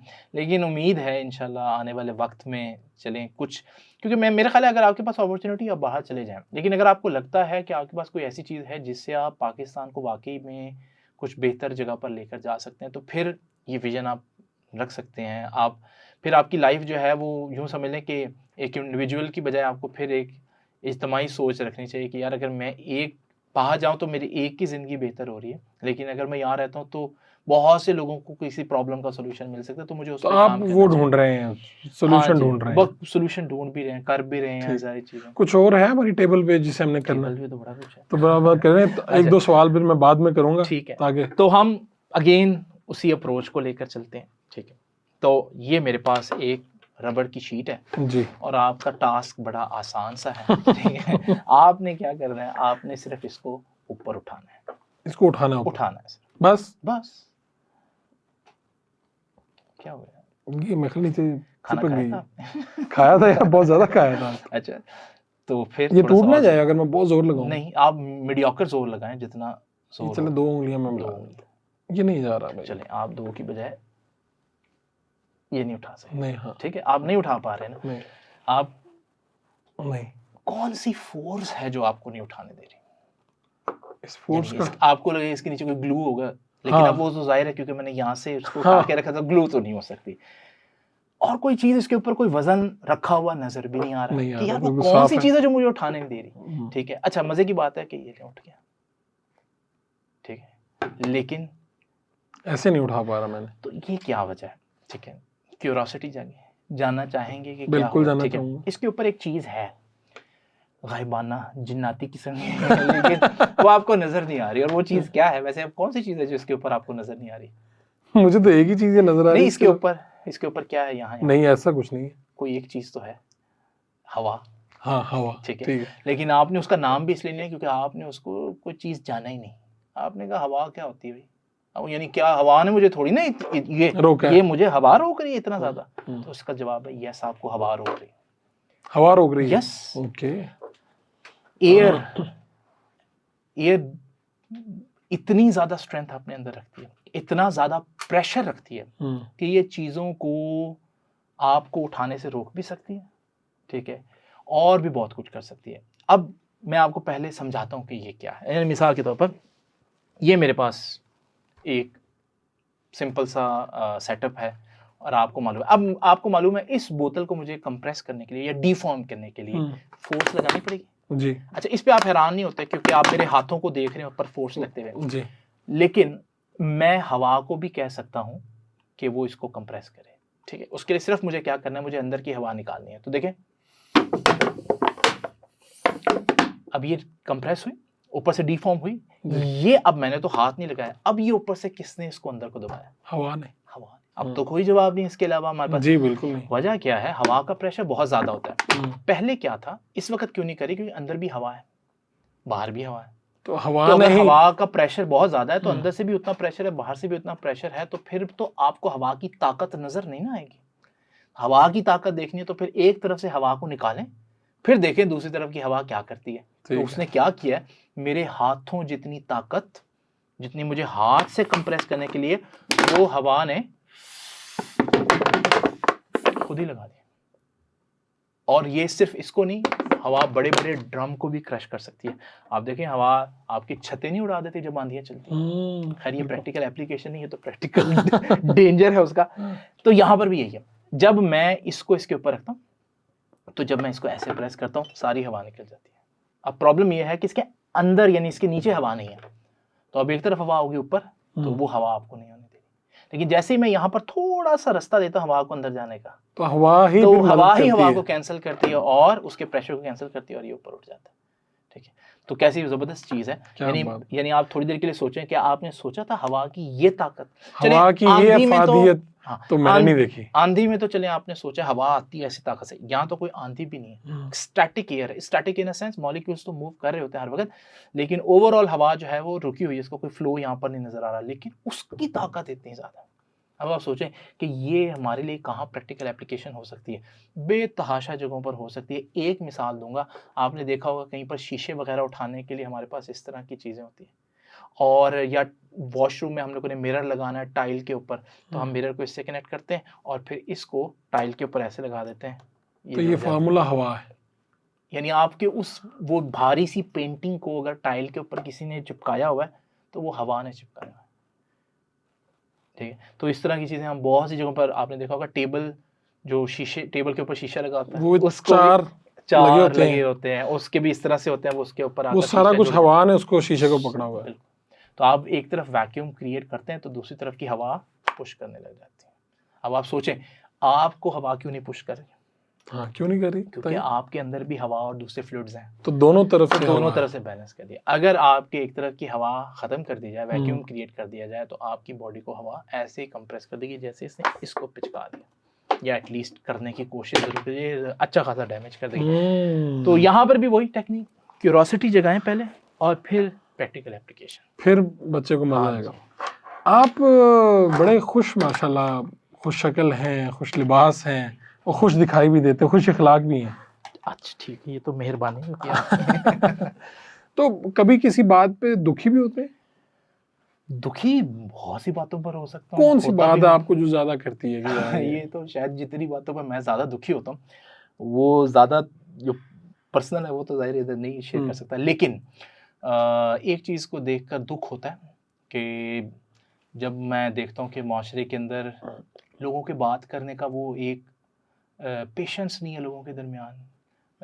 अच्छा, we were also one of them, इसलिए खामोश हो जाते हैं क्योंकि सारे हर बंदे का एक लर्निंग फेज है, जैसे हमने सीखा हम भी उसी तरह से थे, और फिर आज हम से लोग मुंह पर कह देते हैं, इख्तलाफ कर देते हैं कि यार आपकी बात ही नहीं समझ में आई, तो कोई मसला नहीं, कोई इशू नहीं। तो इसलिए वो पेशेंस जो माशरे में नहीं है, जिससे एक हेल्दी डिस्कशन हो सकती है, वो उस तरह से नहीं हो पाती, इसका एक दुख होता है। फिर जब माशरे में जितने लोगों के पास अथॉरिटी है उनमें से ज़्यादातर लोग साइंसी उलूम की तरफ या उनको उनकी तबलीग की तरफ, उनकी तरसील की तरफ मुतवज्जह ही नहीं है। और आपने यहाँ पर किसी की साइंस एजुकेशन, या मिसाल के तौर पर मैं कुछ कहता हूँ कि मुझे साइंस की फ़लाँ चीज़ करनी है तो मुझे फ़ंड चाहिए, तो नहीं मिलेगा। लेकिन अगर कोई और शख्स है और वो कोई और चीज़ करता है, कितनी ही कोई अजीब सी चीज़ गैर ज़रूरी क्यों ना, तो लोग इकट्ठे हो जाएंगे हेल्प करने के लिए। तो माशरे में ना अभी साइंस को लेकर वो जो एक फ़िक्र होती है, वो संजीदगी नहीं है। वो ना सिर्फ इस तरह से लोगों की मदद करने के लिए भी, जैसे असातिज़ा की या इस तरह से, और दूसरा वैसे भी लोग संजीदा नहीं है बात करने में, यानी बड़े आराम से कह देंगे जी, तो साइंटिफिक प्रिंसिपल बताएंगे तो आराम से कह देंगे तो इससे क्या होता है, यानी उनको वो पता ही नहीं कि थ्योरी क्या होती है साइंस के अंदर, लॉ क्या होता है, किसकी क्या इफाद, हवा कितना आपको फायदा दे सकती है, कितना नुकसान दे सकती है, ऐसे ही। तो ये वो चीजें हैं जिनसे मुझे अभी रिसेंटली एक चीज हुई, वो मैं आपसे शेयर करता हूँ। वो तो मुझे रिसेंटली एक अवार्ड मिला ख्वारिज़मी साइंस सोसाइटी से। मेरे लिए बड़ा ऐसे चंद मौके हैं ज़िंदगी में जिसमें आपको अपने ऊपर फ़ख्र होता है कि नहीं यार ये चीज़ मैंने अचीव की है। वहाँ पे भी मैंने यही कहा कि मतलब ये अवार्ड मेरे लिए इसलिए इम्पॉर्टेंट है क्योंकि ये किसी तीसरे बंदे ने मुझे दिया, ये मेरी ही सोसाइटी में जो साइंस के काम करने वाले बड़े लोग हैं उनकी तरफ से एक्नॉलेजमेंट है। तो ये आपको ज़्यादा क्या कहते हैं कि अपने ऊपर एक यकीन आता है कि यार इसका मतलब मैंने जो कुछ किया है वो थोड़ा सा मैटर तो करता है। तो वहाँ पर मुझे पता चला जनाब कि इस दफ़ा हमारा साइंस मेला नहीं होगा, और साइंस मेला जो है वो नहीं होगा फंड्स की कमी की वजह से।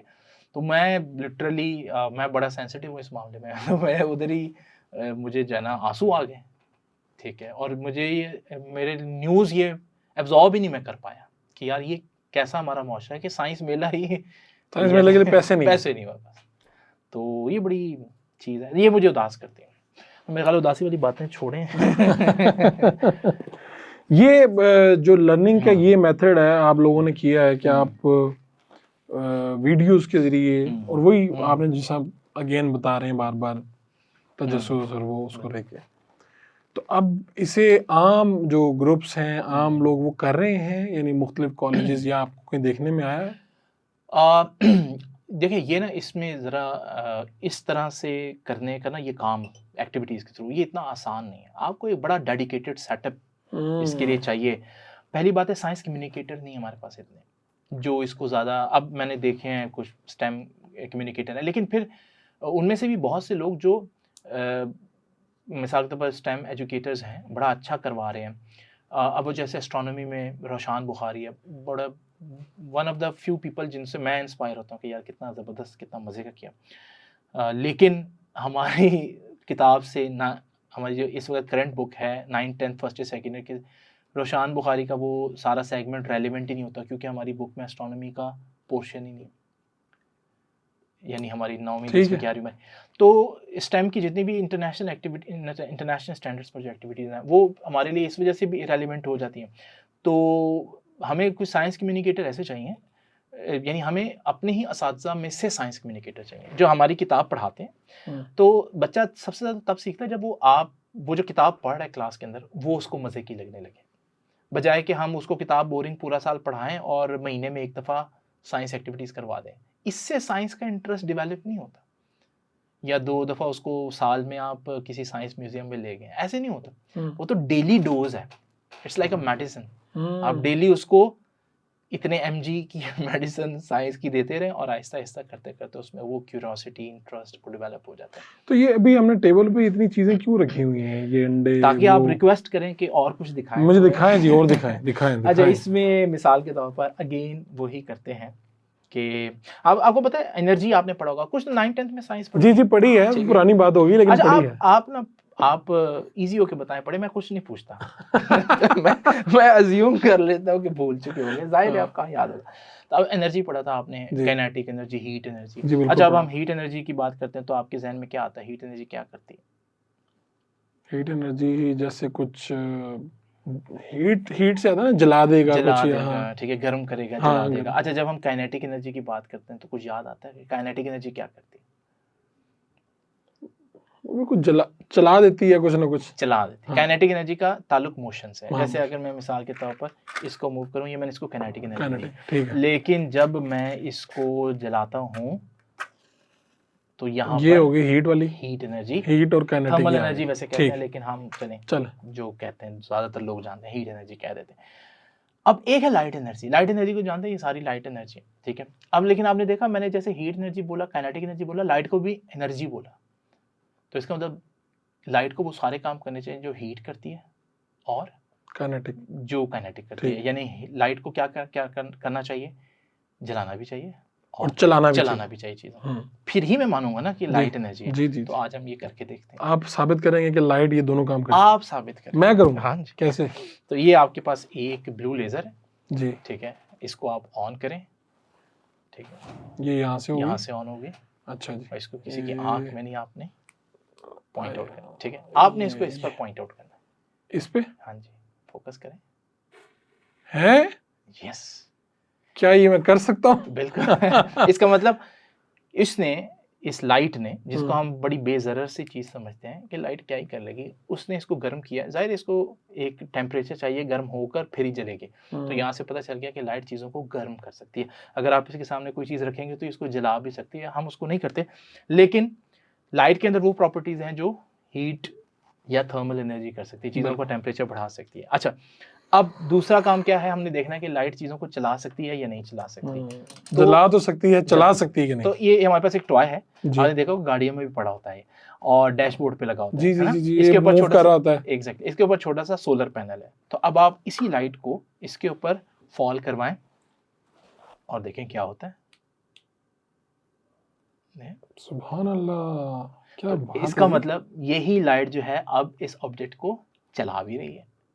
तो इसका मतलब लाइट जला भी सकती है और चला भी सकती है। अब ये डायरेक्टली नहीं चला रही, इनडायरेक्टली, यानी वो सोलर पैनल उसको करंट में चेंज कर रहा है, लेकिन बहरहाल अल्टीमेटली एनर्जी तो लाइट की यूज हो रही है। तो इसका मतलब हम कह सकते हैं कि light is a form of energy. अब ये कितना रटा हुआ जुमला है, लेकिन किसी से पहली दफा पता चला कि light is a form of energy.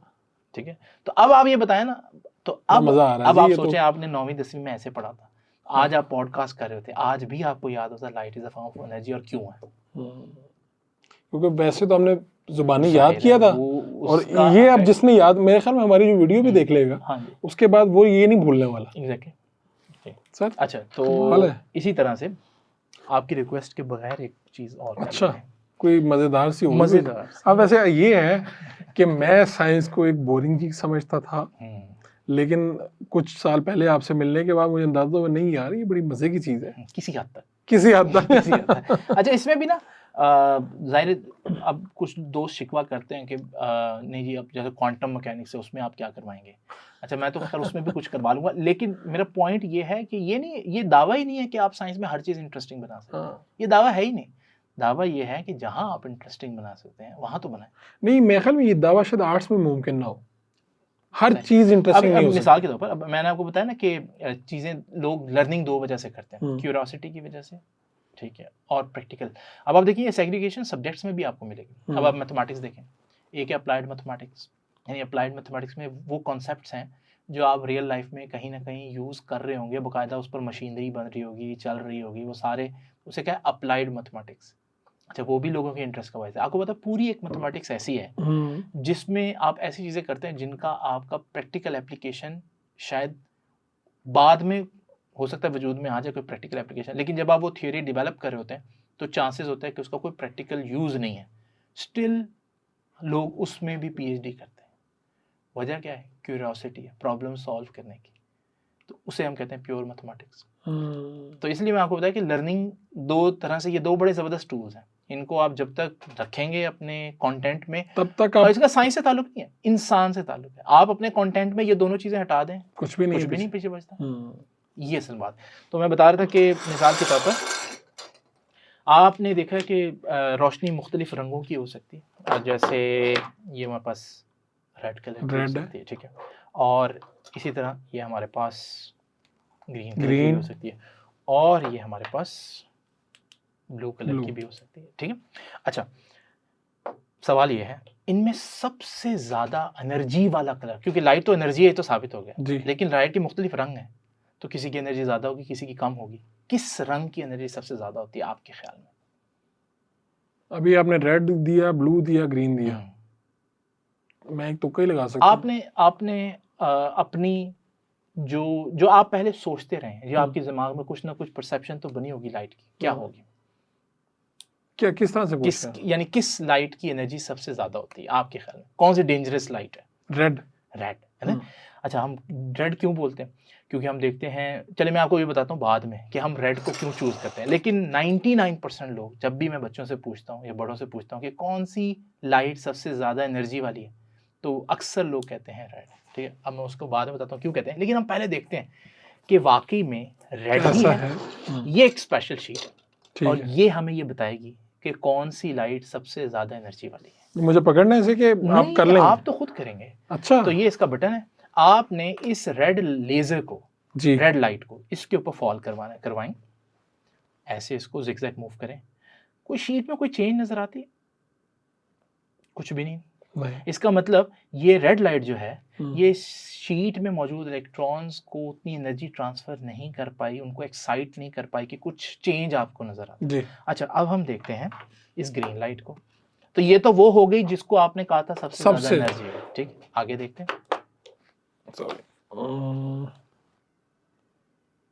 ये ग्रीन है, ये भी कुछ नहीं कर रही, लेकिन अब आप इस ब्लू लाइट जिसको आपने सबसे ज्यादा इग्नोर किया,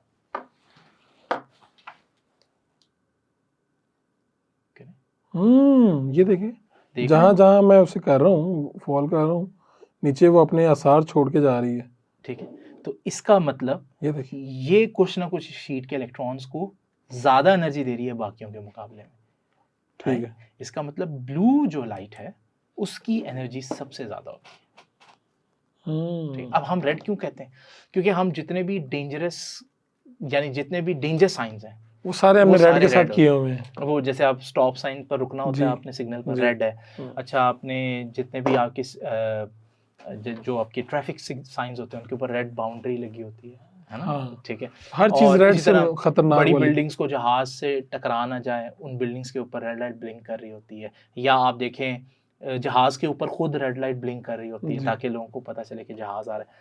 तो वो हम वहां से उसके डेंजर, और फिर अब वो कहते हैं ना भैंस के आगे रेड कपड़ा, वो भी एक मिथ है कि भाई वो उसको देख के वो, लेकिन ये आपकी इससे तो प्रैक्टिकल जो हमने किया इससे साबित हुआ blue is the strongest. Blue light जो है सबसे ज्यादा स्ट्रॉन्ग। अगर एक जैसी पावर की आप लाइटें लेते हैं तो ब्लू की एनर्जी सबसे ज्यादा होगी। ठीक है, तो अब ये क्या चक्कर है बेसिकली, ये यानी ये जो लाइट है, ब्लू लाइट सबसे स्ट्रॉन्ग है। अब मैं आपको बताता हूँ ये कैसे प्रूव करूँ रियल लाइफ में। यानी रेड लाइट की एनर्जी सबसे कम है, ये आपने कहाँ कहीं रियल लाइफ में देखा है? तो ये मैं आपको बताता हूँ, ये देखा है बिल्कुल।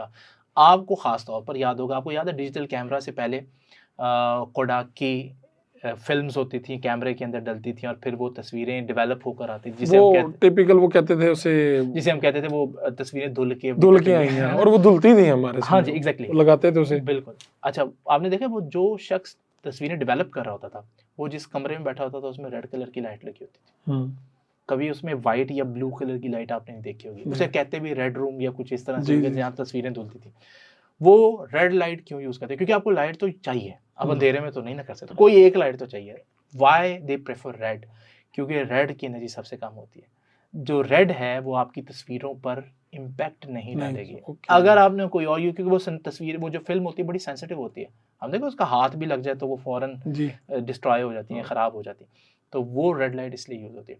और ब्लू सबसे स्ट्रॉन्ग है, इसकी सबसे बड़ा सबूत आपकी प्रैक्टिकल एप्लीकेशन है। आपने देखा होगा आजकल मेटल्स को लेजर से कट कर रहे हैं, उसमें भी आप देखेंगे मोस्टली जो लेजर यूज हो रही होती है वो ब्लू लेजर होती है, जिससे इवन वेल्डिंग भी आप कर रहे हैं। तो यहाँ से क्लियर हो जाता है कि हमारे पास ये। अच्छा, आपको पता है लाइट, आपने कहा ना लाइट हमें डिफरेंट रंगों में नजर आती है। लाइट का एक स्पेशल रंग है, ठीक है, और वो स्पेशल रंग पता है क्या है? क्या? वो स्पेशल रंग है कि लाइट का कोई रंग नहीं होता। लाइट की एक किस्म ऐसी भी है, बल्कि बहुत सी किस्में लाइट की ऐसी हैं जिनको हम फिजिक्स में वो कॉन्सेप्चुअली लाइट ही हैं, क्योंकि इलेक्ट्रोमैग्नेटिक वेव्स हैं, लेकिन वो नज़र ही नहीं आती, यानी उसका कोई कलर नहीं, नज़र ही, सारी जब किसी चीज़ का कोई कलर नहीं होगा तो वो आपको दिखाई नहीं देगी। इनविजिबल लाइट आप कह सकते हैं। अच्छा, मिसाल के तौर पर इनविजिबल इसको देखें, इसको ऑन करें और अपनी आंखों की तरफ इशारा नहीं करना आपने, ऐसे मेरे हाथ पे ऑन करें। अब कुछ नज़र नहीं आ रहा? नहीं, ऑन हुई है, ठीक है। हाँ, आपने इसको 2 दफ़ा इसलिए किया क्योंकि आपको लग रहा है कि वो शायद नज़र नहीं आ रही, ऐसे तो आप देखें ये ऑन नहीं है, ठीक है।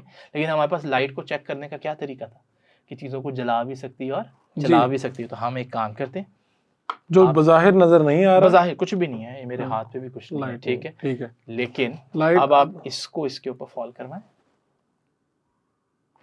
तो ये अगेन वो क्या, लाइट एनर्जी वाली बात होगी और इनविजिबल दो। तो इसका मतलब लाइट का एक ऐसा बहुत बड़ा पोर्शन है जो हमें नजर नहीं आता, लेकिन वो एग्जिस्ट है, वो अपना काम दिखा रहा है, जैसे ये इंफ्रारेड, ठीक है। अब ये बहुत सी जगहों पर इस्तेमाल हो रहा होता है, ठीक है। अच्छा, हो सकता है कैमरे में ये नजर आ रहा हो, क्योंकि कैमरा जो है वो इंफ्रारेड को भी डिटेक्ट कर लेता है। क्या इसका कलर दे रहा होगा? ये कैमरे में पर्पल सा कलर दे रहा होगा, आई एम नॉट श्योर, क्योंकि डिफरेंट कैमरा, लेकिन मुझे कुछ नजर नहीं आ रहा, हमें यहाँ कुछ नहीं नजर आ रहा। डिफरेंट कैमरा के अंदर डिफरेंट सेटअप होते हैं। तो इसका मतलब ये है कि इसको एक ऑफ भी कर लें, क्योंकि मुझे नजर नहीं आ रहा, लेकिन ये एग्जिस्ट तो कर रहा है। ये इस वजह से डेंजरस होती हैं क्योंकि ये ऑन भी होंगी तो आपको नजर नहीं आ रही, और हो सकता है आप मुसलसल देख रहे हो कि यार टॉर्च क्यों नहीं ऑन, और इतने दौरान में आग ज़ाया हो सकती है। तो इसी तरह ये वाली टॉर्च या आम टॉर्च भी आपको नुकसान पहुंचाती है? कोई भी लाइट डायरेक्ट आंख में आपको नुकसान पहुंचाती है, लेजर स्पेशली।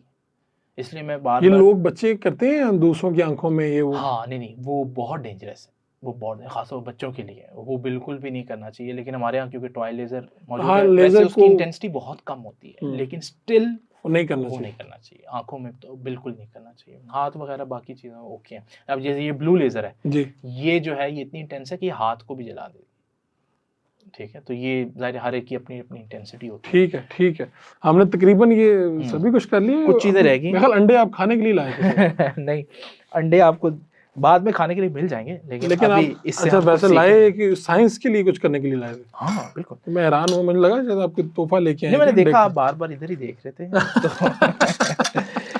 तो हम इससे क्या सीख सकते हैं? अच्छा, इससे यहाँ से सीखने की बात ये भी है कि ये, अब देखें, ये क्या ये अवेलेबल नहीं है? सुबह एक बॉयल करना और क्लासरूम में लेके जाना, बस इतना सा काम है। सबसे आसान है हमारे यहाँ। मैं यहाँ एक और चीज़ मेंशन करूँ, हमारे यहाँ एक बहुत इशू ये है कि जब मैं मिसाल के तौर पर असातिज़ा को कहता हूँ कि जो मेरे दोस्त हैं ये इस तरह से, तो मैं उनको कहता हूँ कि भाई आप ये काम करें, तो वो पहला जवाब पता है क्या देते हैं, यार हमें एकेडमी स्पॉन्सर करे या कॉलेज स्पॉन्सर करे या हमें कोई पैसे दे तो फिर करें। मैंने कहा देखो ये जो तुम सुबह पैंट कोट पहन के जाते हो ये एकेडमी के लिए है ना?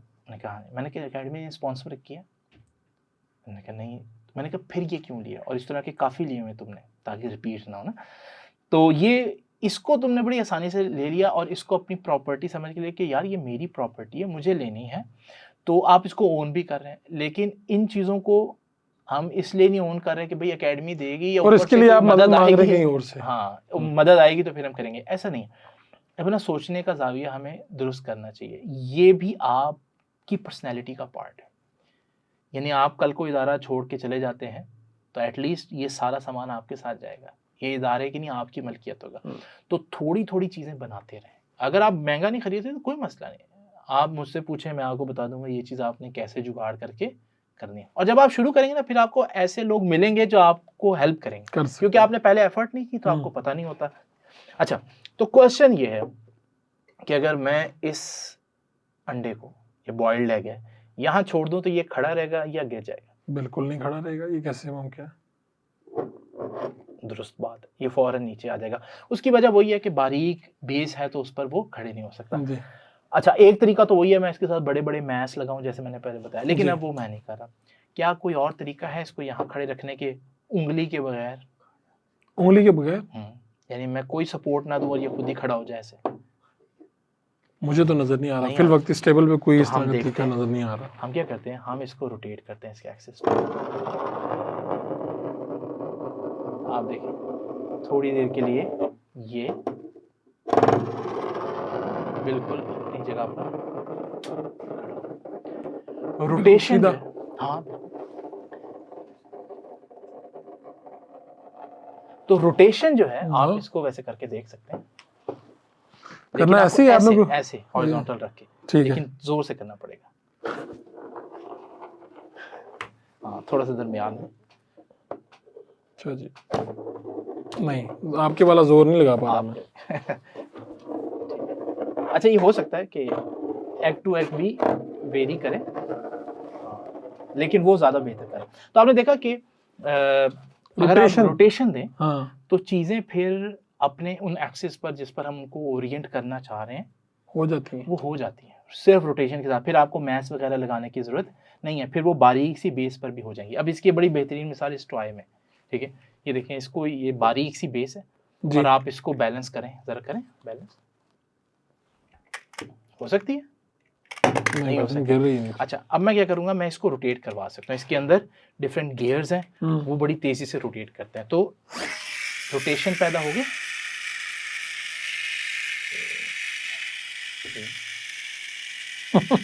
अब ये वहां पर, और रुकी हुई को आप बैलेंस नहीं कर सकते, रोटेशन ऐसे कर सकते, चलती हुई को आप बैलेंस कर सकते हैं, बड़े आराम से बैलेंस कर सकते हैं। तो देखें रोटेशन कितनी स्टेबिलिटी ऐड कर सकती है। अब ये प्रिंसिपल भी हम बहुत सी जगहों पर इस्तेमाल करते हैं। फायदा मुझे बताइए चीज़ों को कहाँ पे हुआ? हाँ, सबसे पहले तो आप देखें कि आप देखें क्या हो क्या रहा है। जब आप चीज़ें रोटेट कर रही हैं तो वो जो जिस एक्सिस के गिर्द रोटेट करती हैं उसको चेंज नहीं करती, कोशिश करते हैं कि वो एक्सिस मेंटेन रहे। ज़मीन भी यही करती है। आपको पता है जब ज़मीन जो है वो रोटेट करती है तो उसका एक एक्सिस है, ये एक्सिस है जिसके गिर्द वो पूरा का पूरा घूमती है। अब जब वो इस तरह से ये एक्सिस है इसको मेंटेन करेगी, तो अगर यहाँ सूरज है तो ये इस तरह से घूमेगी तो फिर भी अपनी डायरेक्शन हमेशा इस डायरेक्शन में रखती है। और सारे सीजन्स वगैरह जो हैं वो एक्चुअली इस एक इम्पॉर्टेंट प्रॉपर्टी के साथ बन रहे होते हैं। जो गर्मी आती है एक तरफ और एक तरफ सर्दी आती है, वो इसके एक्सिस के मेंटेन रहने की वजह से। तो जब कोई चीज़ रोटेट करती है तो वो अपने एक्सिस को मेंटेन करती है, ठीक है। तो इसका टेक्निकल नेम अगर मैं बताऊं तो ये law of conservation of angular momentum है, ठीक है। लेकिन जाहिर है मैं उसको इसलिए नहीं कर रहा ताकि ये लोगों के लिए ज़रा इजी रहे, आसान रहे। ठीक हो गया, ठीक हो गया। अपनी ज़िंदगी के ऊपर आपने कहा कि मैं हर तरह से मुतमिन रहा हूँ और मुतमिन रहता हूँ, ये भी थोड़ा सा बताएं ना।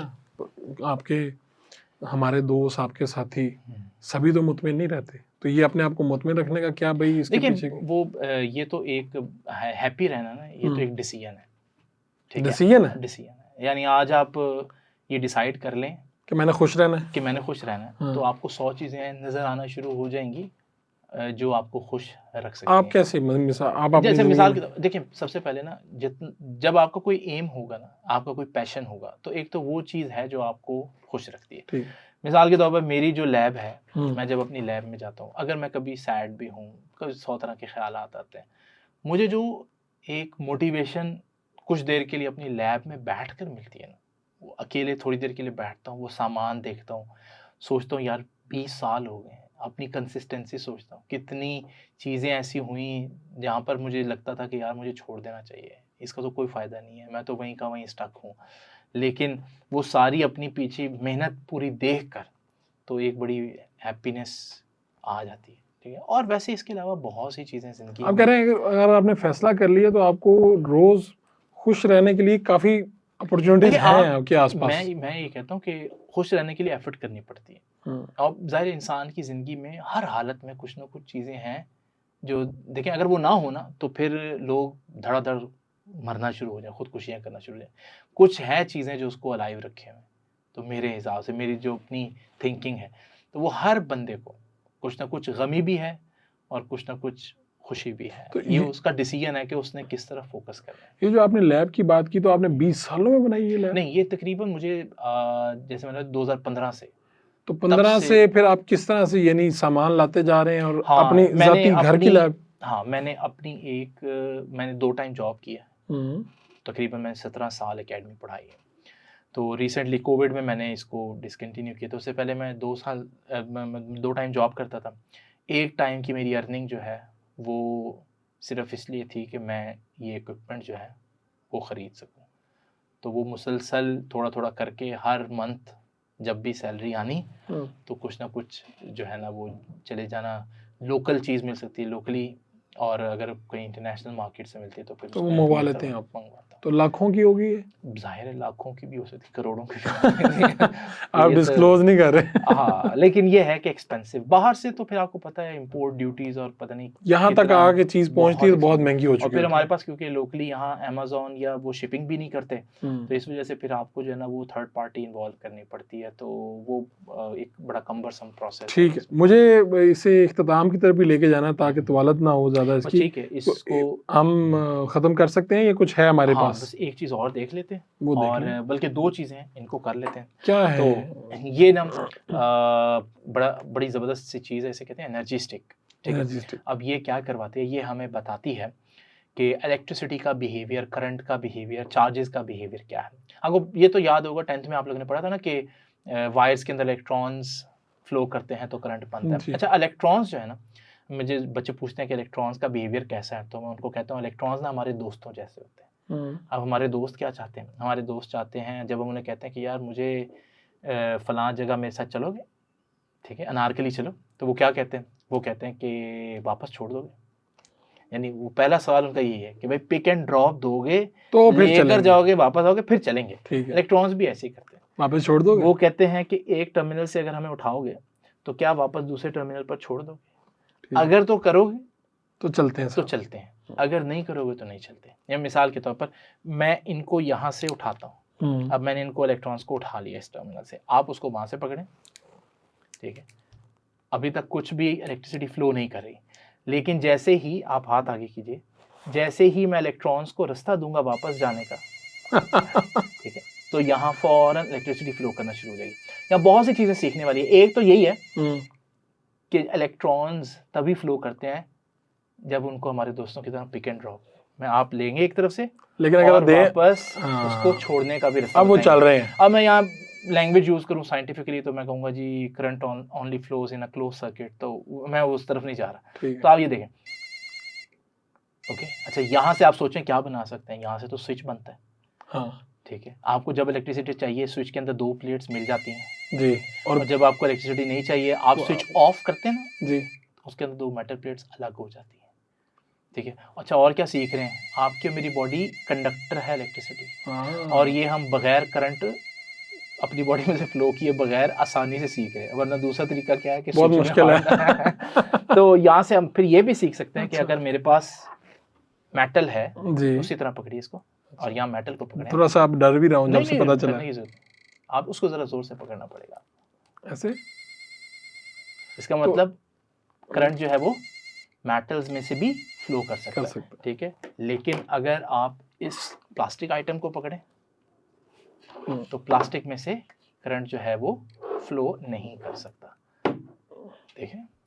नहीं। इसलिए हमारे जिन मेटल्स में से जिन वायर्स में से करंट पास करना तो उनको मेटल से बनाते हैं, लेकिन उनके ऊपर प्लास्टिक की इंसुलेशन होती है ताकि आपको करंट ना लगे। तो इससे आपको समझ ये भी आ सकती है कि कहाँ आपको करंट लग सकता है, कहाँ नहीं लग सकता। एग्जैक्टली। और जहाँ लगने का डर है तो वहाँ आपको क्या करना है, कौन सा मटेरियल यूज करना है बचने के लिए।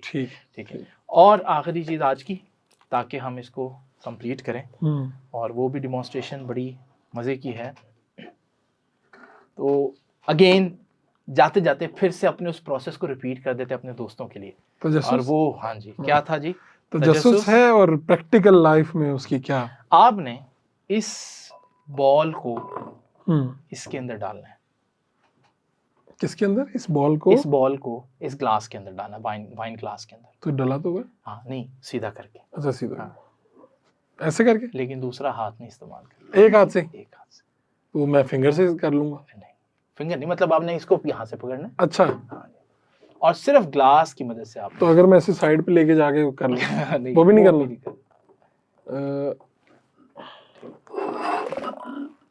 अब ये वैसे थोड़ा सा मुश्किल लग रहा है, लेकिन आप देखें, अगर आप इसको सिर्फ इसके एक्सिस पर रोटेट कर रहे हैं तो आप इसको इसमें डाल सकते हैं।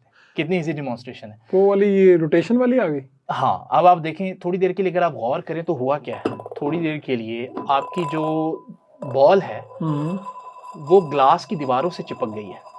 कितनी देर तक चिपकी हुई है? और वो सिर्फ इसके रोटेट करने की वजह से चिपक रही है। ये जो फोर्स गिलास की दीवारों के साथ इसकी क्रिएट होगी ना, एक्चुअली में कोई फोर्स नहीं है, लेकिन हम इसको नाम देते हैं सेंट्रीफ्यूगल फोर्स। अच्छा, ठीक है। ये इसकी और रीजंस हैं, लेकिन हम इसको अभी फिलहाल सेंट्रीफ्यूगल फोर्स बोलते हैं। तो आपने देखा, सेंट्रीफ्यूगल फोर्स चीज़ों को, जब चीज़ें घूम रही हों तो उनको दीवारों से चिपका सकती है। विदाउट एनी ग्लू वो उनके साथ कनेक्टेड रह सकते हैं। ठीक है। अब सोचें, ये वाली चीज़ आपने कहाँ देखी है कि चीज़ें दीवारों से चिपकी रहें? पूरी तौर पे याद नहीं आ रहा। किसी मेले में गए कभी आप? हाँ, गए। मौत का कुआं देखा है? देखा है। वो बाइक चला रहा तो पूरे इस तरह, तो वो बाइक को उस मौत के कुएं की या कुएं की दीवारों के साथ, या गाड़ी को कुएं की दीवारों के साथ कौन सी फोर्स जोड़ रही है? वो ये सेंट्रीफ्यूगल। यानी इस वाइन ग्लास में और उसमें सेम प्रिंसिपल काम कर रहा है। वो इतने बड़े मौत के कुएं में और इस छोटे से ग्लास में दोनों में काम, फार्मूला एक ही है। और इसके सिर्फ मौत के कुएं एक प्रैक्टिकल बेतहाशा प्रैक्टिकल एप्लीकेशन है। मैं आपको एक सिंपल सी प्रैक्टिकल एप्लीकेशन दिखाता हूँ। तो ये देखिए, ये मेरे पास एक चीज़ है जिसको मैं आपके एक्सिस पर रोटेट कर सकता हूँ। अब आप सोचें, ये आपकी कॉफ़ी है और आप भागते हुए जा रहे हैं कहीं पर कॉफ़ी, और ये आपको पता है स्पिल हो जाएगी, फौरन गिर जाएगी आपके हाथ से। मेरे पे गिरेगी, किसी पे गिरेगी, जला बाहर आ जाएगी। ठीक है, अभी तो मैंने इसको आधा फिल किया हुआ है, लेकिन आपको पता है हम चाय लेकर जाते हैं तो ट्रे में चाय ना गिरे, ये होता नहीं है। लेकिन आप सोचें, जिस तरह से इस बॉल को दीवारों से चिपकाया, अगर मैं इसको रोटेट करूं तो मैं इसको भी इसके पेंदे से सेंट्रीफ्यूगल फोर्स के जरिए चिपकाए रख सकता हूं। ठीक है। तो जरा देखिएगा, अभी कितना मैं ऐसे हाथ से लेकर जा रहा हूँ तो लिक्विड की मोशन देखिए जी। हालांकि अभी मैं सिर्फ खड़ा भी नहीं हुआ, ठीक है, कितना ज्यादा वो हिल रहा है। लेकिन अब जरा देखिए, जैसे ही मैं इसको इससे जोड़ता हूँ और मैं इसको रोटेट करता हूँ,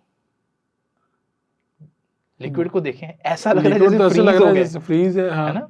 तो ये यहाँ पर कौन सी फोर्स इसको इसके बेस के साथ कनेक्टेड रख रही है? वही वाली सेंट्रीफ्यूगल फोर्स। तो ये इस इंस्ट्रूमेंट को कहते हैं स्पिल नॉट। अच्छा, ये बड़ा मजे का आइडिया है पाकिस्तानियों के लिए कि अगर आप कोई ऐसी चीज़ बनाना चाहते हैं जो बिके, तो सेंट्रीफ्यूगल फोर्स पर आप स्पिल नॉट बना सकते हैं। ये पाकिस्तान में नॉर्मली अवेलेबल, मैंने नहीं देखा कहीं, हो सकता हो। तो आप देखें, आपकी कॉफ़ी जो है, आप ऑफिस जा रहे हैं, देर हो रही है, भागते हुए भी जाएंगे, कॉफ़ी नहीं गिरेगी अनटिल अनलेस वो स्लिप होकर निकल जाए। हाँ, ठीक है। तो ये हमारे पास सारी चीज़। वाह वाह वाह वाह वाह, ज़बरदस्त, माशाल्लाह, बहुत अच्छा लगा जी। आपने जितनी भी मुझे खुद तो मैं इस पॉडकास्ट में बिल्कुल एक, जैसे कहते हैं ना, मैं इसी में महव हो गया था, और मुझे नहीं पता हमने कितने मिनट में रिकॉर्डिंग की, क्या किया। बड़ा अच्छा एक्सपीरियंस रहा। और आप इसी तरह ही बच्चों को पढ़ा रहे हैं? हाँ जी, साइंस कम्युनिकेशन इसी तरह से हो रही है। और मतलब ज़ाहिर है जब हम एक पूरी क्लास ले रहे हैं 30 मिनट्स की, तो उसमें हर टाइम तो ये नहीं हो सकता। ये मुमकिन कब, क्योंकि नहीं। डिफरेंट टॉपिक्स थे। हाँ। लेकिन अगेन मेथड आप ये अडॉप्ट कर सकते हैं कि क्लास शुरू हो तो एक तजस्सुस जगाने के लिए कुछ दिखाएं बच्चों को, और क्लास ख़त्म हो तो उस चीज़ की कोई प्रैक्टिकल तो मैंने कितने लेक्चर ले लिए हैं, कितने टॉपिक्स मैंने कवर कर लिए? मेरा ख्याल है तकरीबन 10 टॉपिक्स तो हम लोगों ने डिस्कस कर लिए। 10 टॉपिक्स मैंने ले लिए हैं। अगर मैंने ये दोबारा से सीख लिए हैं सेंट्रीफ्यूगल समेत, हाँ, तो ये बच्चों के लिए भी कितना दिलचस्प होगा। जाहिर है ये तो मतलब मैं ये कहता हूँ कि हम अपने कंफर्ट जोन से बाहर निकलें असातिज़ा के लिए। तो इसका ये वाला आर्गुमेंट तो फिर गया कि यार बच्चे नहीं पढ़ रहे, बच्चों सर अब देखें हो क्या रहा है, बच्चे को आप एक तरफ क्या दे रहे हैं, टिकटॉक एडिक्टिव, या आप उसको नेटफ्लिक्स दे रहे हैं, बेहतरीन प्रोडक्शन, कमाल है, बार बार सीन चेंज हो रहा है, कुछ ना कुछ नया अमेजमेंट, उसमें वाव फैक्टर है, अमेजिंग है कुछ ना कुछ। दूसरी तरफ हम इतना तब्दील कर दिया हम लोगों ने ये सारा इंटरटेनमेंट, और दूसरी तरफ हमारी एजुकेशन अभी भी वैसे ही वो क्लास बोर्ड पर हम लिख रहे हैं, उसी तरह बच्चे हिल हिल के याद कर रहे हैं, मेजॉरिटी अभी भी यही हो रहा है।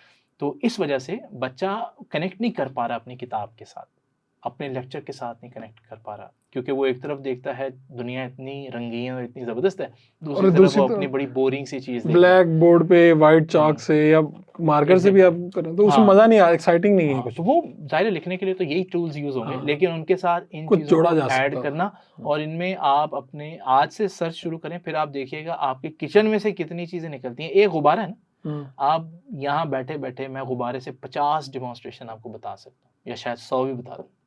तो इसके लिए कोई लंबे जोड़ी फंडिंग ये वो उसकी जरूरत नहीं, फोकस की जरूरत है सर, कि यार मैं ऐसे जाहिर है अपग्रेड आपने करना है, फैंसी इंस्ट्रूमेंट्स की तरफ जाना है, तब आपको इन चीज़ों की जरूरत है। लेकिन आप थोड़ा सा वक्त निकालें, सैटरडे संडेज दें, ठीक है, और अपने सैटरडे संडेज देने पड़ते हैं, फिर आपको दावतों से हाथ खींचना पड़ता है। आप खुद ये सब कुछ करते हैं? मैंने ये सब कितनी सैक्रिफाइस है? बहुत दोस्त छूट जाते हैं, बहुत बहुत ज़्यादा। ज़ाहिर मैंने ज़रा एक्सट्रीम कर लिया, क्योंकि ज़ाहिर है आपको किसी एक को तो थोड़ा सा एक लेवल पर जाना पड़ता है सोसाइटी को प्रूव करने के लिए कि भाई ये पॉसिबल है। ऐसा नहीं कि मैंने सिर्फ ये करना है, यानी मैंने तो अभी सोसाइटी को प्रूव करना कि ये पॉसिबल है, तो इसलिए मुझे तो बहुत ज़्यादा एफर्ट करनी है, और ख़ासतौर पर पाकिस्तान के सिनेरियो में बहुत ज़्यादा। लेकिन अब कोई और शख्स करना चाह रहा है तो वो क्यों मुश्किल रास्ता, मैं फेसबुक पर हूँ, मुझे रब्ता करे, पूछे क्या चीज़ चाहिए, कहाँ से मिलनी है, तो वो जो चीज़ मैंने 10 गलतियाँ करके सीखी है मैं उसको बता दूंगा कि यार ये इस तरह से। बहुत बहुत शुक्रिया आपका। आपको ये सब कैसा लगा, पॉडकास्ट अच्छा लगा, बुरा लगा, आप जो भी फीडबैक देना चाहें ज़रूर दें, ताकि हम इसको बेहतर से बेहतर बना सकें। और इस तरह का अगर आपके पास वाकई कोई कंटेंट है, टैलेंट है, तो आप आएँ हमारे साथ शेयर करें, ये हमारा प्लेटफॉर्म हाजिर है। अगर आप इस तरह के टीचर बनना चाहते हैं, आप इनके साथ रब्ता कर सकते हैं, हम इनकी जो एड्रेस वगैरह वो भी आपके साथ शेयर कर देंगे। अपने मेज़बान फ़ारूक वड़ाइच को इजाज़त दीजिए, अल्लाह ने के बाद।